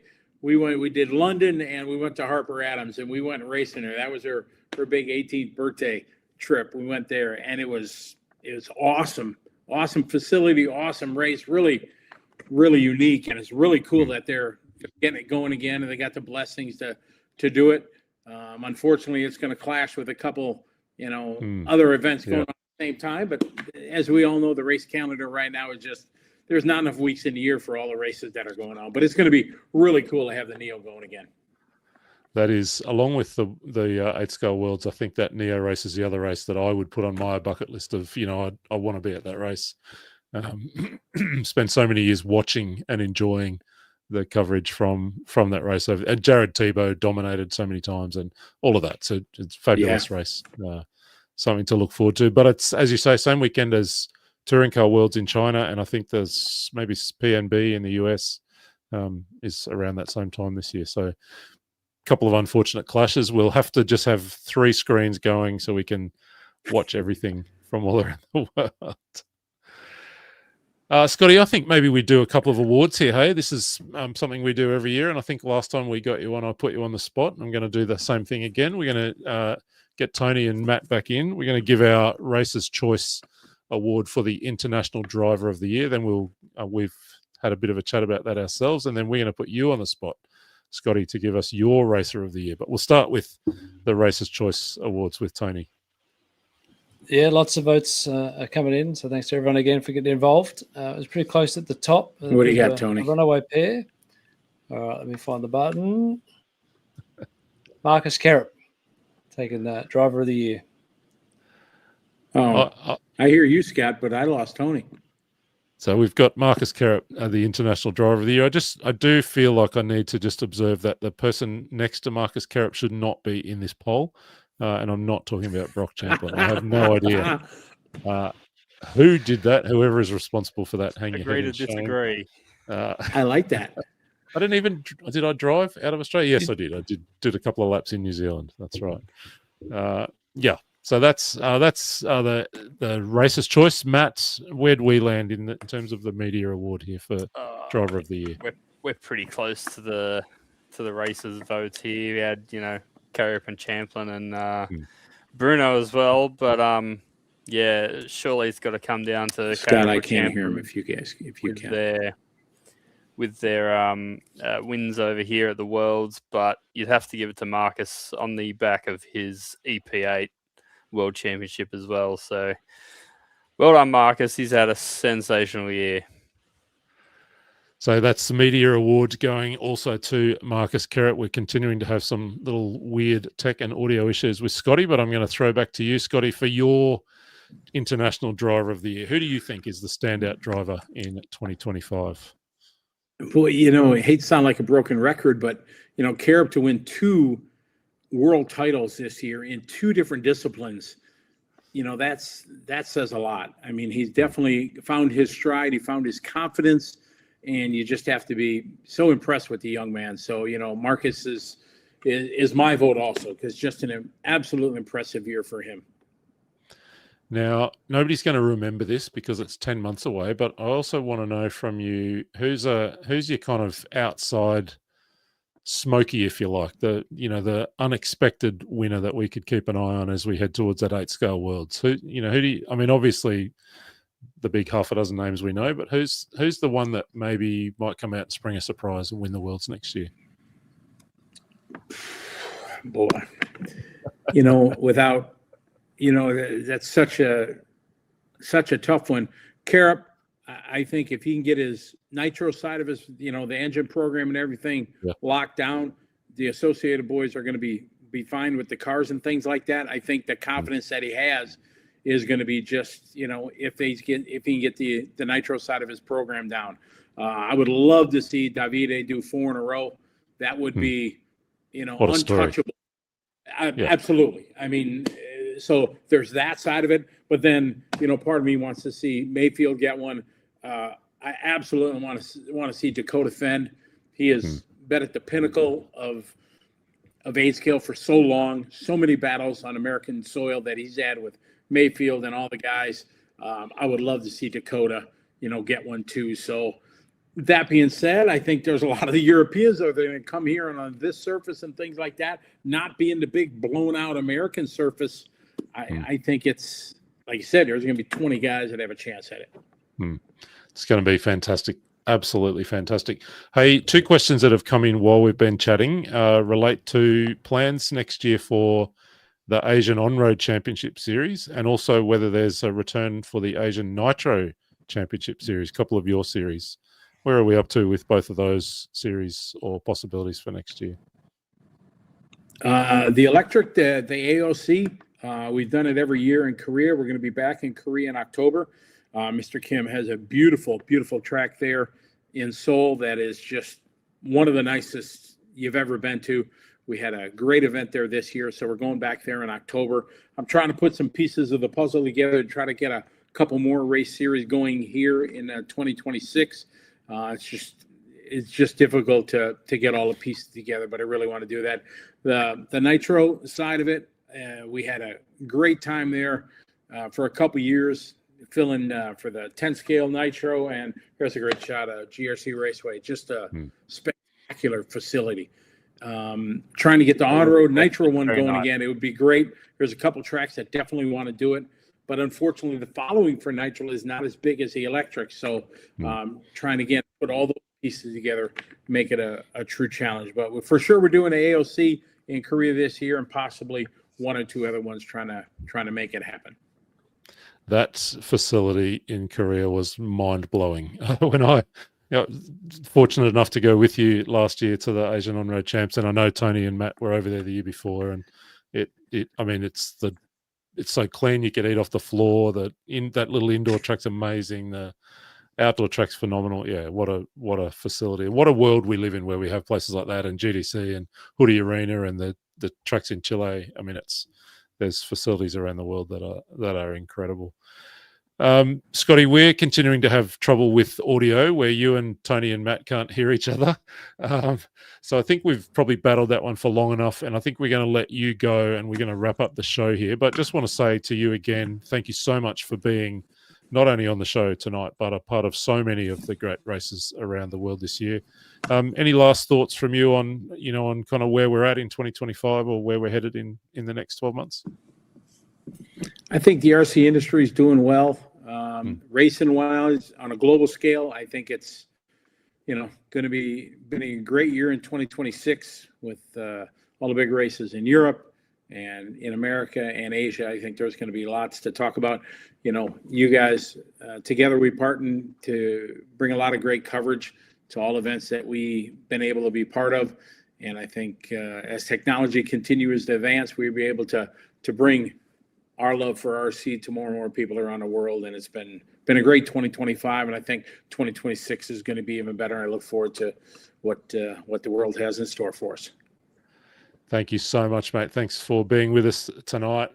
Every blessing to you and your family over the next couple of weeks of Christmas. I think you told me that your travel's done for the year. You're going to be able to kind of rest for a couple of weeks and just be at home.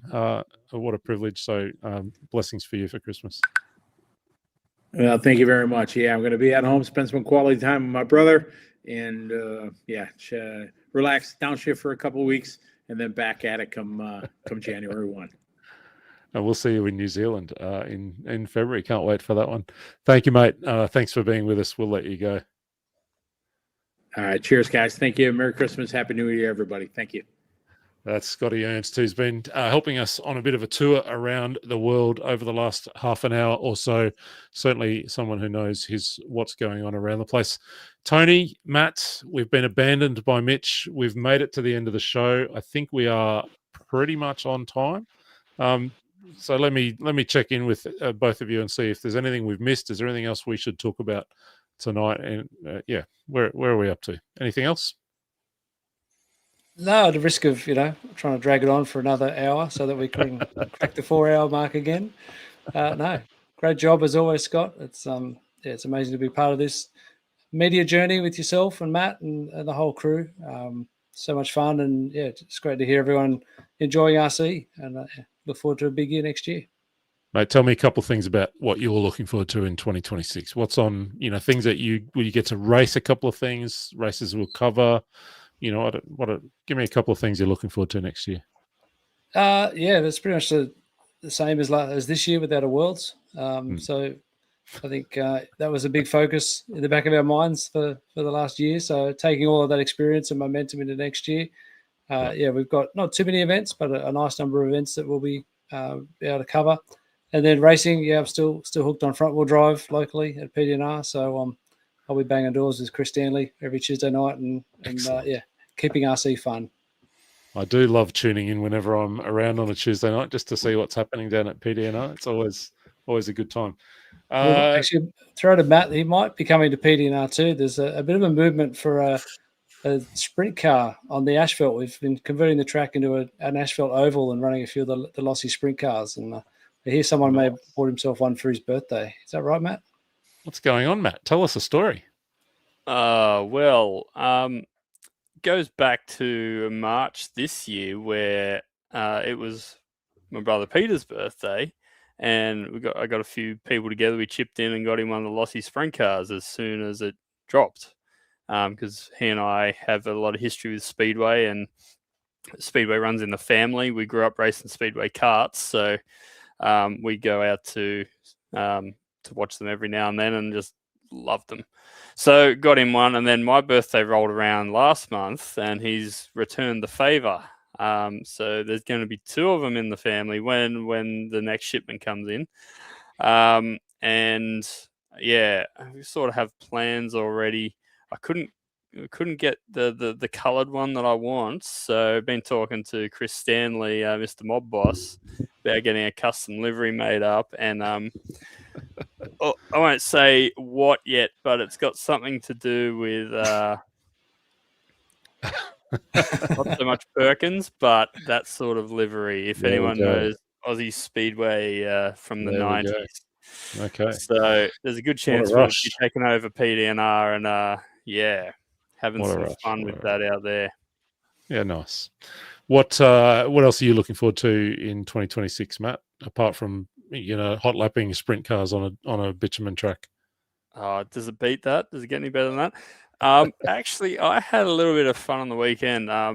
If you don't know, my partner Bowie has a property a fairway up the coast from Sydney, and I took my old 8-scale Armour Creighton Truggy up there over the weekend and got it out for about the first time in about 4 or 5 years, and gave it some love and had an absolute blast splashing around the paddock up there. So I think I want to do a bit more bashing, actually. Did you do some sick whips, Matt? Did you do some sick whips? No, need some jumps up there. There wasn't anything. There's only one small jump. Plenty of crashes, and trying not to run the dog over. But that's sort of where I started off before I started all the racing stuff. So I think I want to do a bit more of that. And I did manage to get back out on track last month as well. Yeah, you talked about Southern Highlands. Yeah, and I really enjoyed racing on the Astro. It's becoming a bit of a thing for the Sydney crew that everyone seems to be enjoying the Astro. So, wouldn't mind getting the 10-scale buggies out a bit more, but honestly, do not want to do it at an event we're doing media at, because I've done that a couple of times and it sucks. Try to do everything. But something like I said before, something might come out for Vintage Bash next year if I can get my hands on the car I want. So maybe a little burn down there as well. That'd be good to see. I'm seeing teasers of on-road Vintage Bash too, just getting people excited. So been a bit of discussion. There was a heritage class run at Bayside a couple of weeks ago, pre-2006 cars and body shells, and Silvercan 540 motors, I think. There's a race at Geelong, I think, coming up. Is it Geelong that's coming up where they're running an TFTR. TFTR. Yeah, TFTR. That's right, at the Masters in January.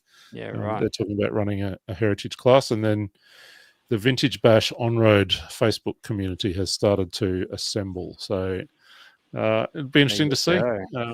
What that all looks like. I'll have to find a Schumacher MI3 or something like that to work out what the cutoff is. Yeah. What about yourself, Scott? What are you most looking forward to in 2026?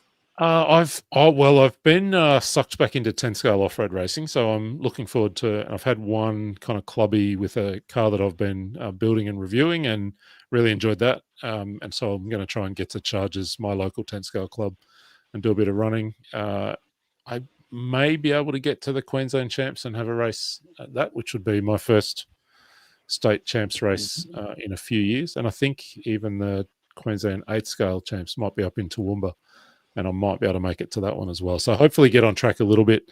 And then otherwise, all the places we go. Really looking forward to going to Malaysia in April to Lap Paradise for that one. that race. That place looks pretty epic, and I think that'll be, whilst we all are very sad not to have Philippine Masters in the schedule for this year while they build a new track, that Lap Paradise facility in Malaysia looks pretty cool. So it's like it's going to be a good replacement for this year at least. Yeah, good event. I'm actually very much looking forward to going to Korea again, doing AOC in Korea if that happens. Unfortunately, didn't end up doing the stream this year. You were lucky enough to go, but we went last year, but it wasn't quite finished yet. So we could see it was pretty close, see the potential of the joint, but to go back and see it in full flight and just experience Seoul again would be awesome. Absolutely loved it last time. So my first ever experience of Korean barbecue at a well, it's not Korean barbecue in Korea, it's just barbecue. It's just regular barbecue. Did you have the bulgogi? Cool. Yes, we had it all. I'm sure we had every single thing. We had so much food. Yep. Gentlemen, I think it's probably time. It's 10 p.m. here in Brisbane, which means it's 11 p.m. there in Sydney and Melbourne. And I reckon that's probably enough. So to both of you, thank you. And to Mitch on the mic, who soldiered on despite his 3 a.m. wake up for tomorrow morning. Thanks to you guys for helping us. And especially big thanks to all our guests. Let me just go back and kind of run through them one last time. We're really privileged to have people join us to share some of their own stories and to talk us through the year. So Ari Barkla, Peter Cooper, Chris Mitchell, Anthony Wasson was with us, Joel Power, and of course, Scotty Young. Big thanks to all of those. And we go right back to where we were at the start, which is a big thank you to all of you who've shared your stories with us over the year, who've helped to put together the events that we've been able to be at and those we've watched from a distance. So all of the clubs, the volunteers, the industry, the community of RC. It's been a fabulous 2025. Of course, the highlight being that World Championship event, something none of us will ever forget, I don't reckon, and something pretty special. We look forward to all that 2026 holds. For now, though, from Matt and Tony and Mitch and I want to wish you and your families all the best for Christmas. Have a happy New Year. Get those Christmas presents out from under the tree and get those new cars built and go racing next year. From me, from us, that'll do. Thanks for being with us tonight. Every blessing to you and your families. Good night.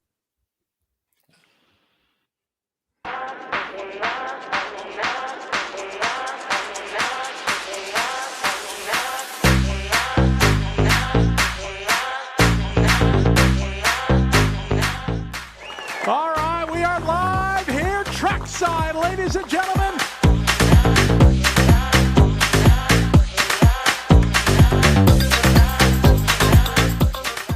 And we are off and rolling A-Main number 2 here at the 2025 IFMAR Two-Wheel Drive World Championships presented by Team Coyote. Brock Champlin, champion of the world. Yes, thank you.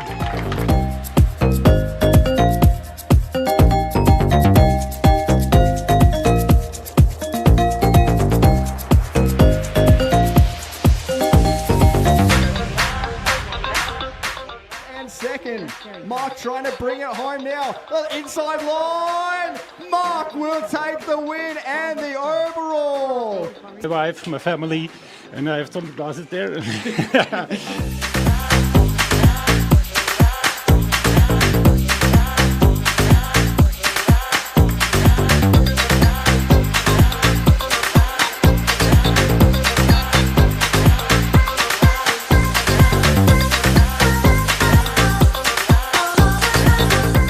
They hit the line on guard and the inside. Oh, back and forth, wheel to wheel, side by side.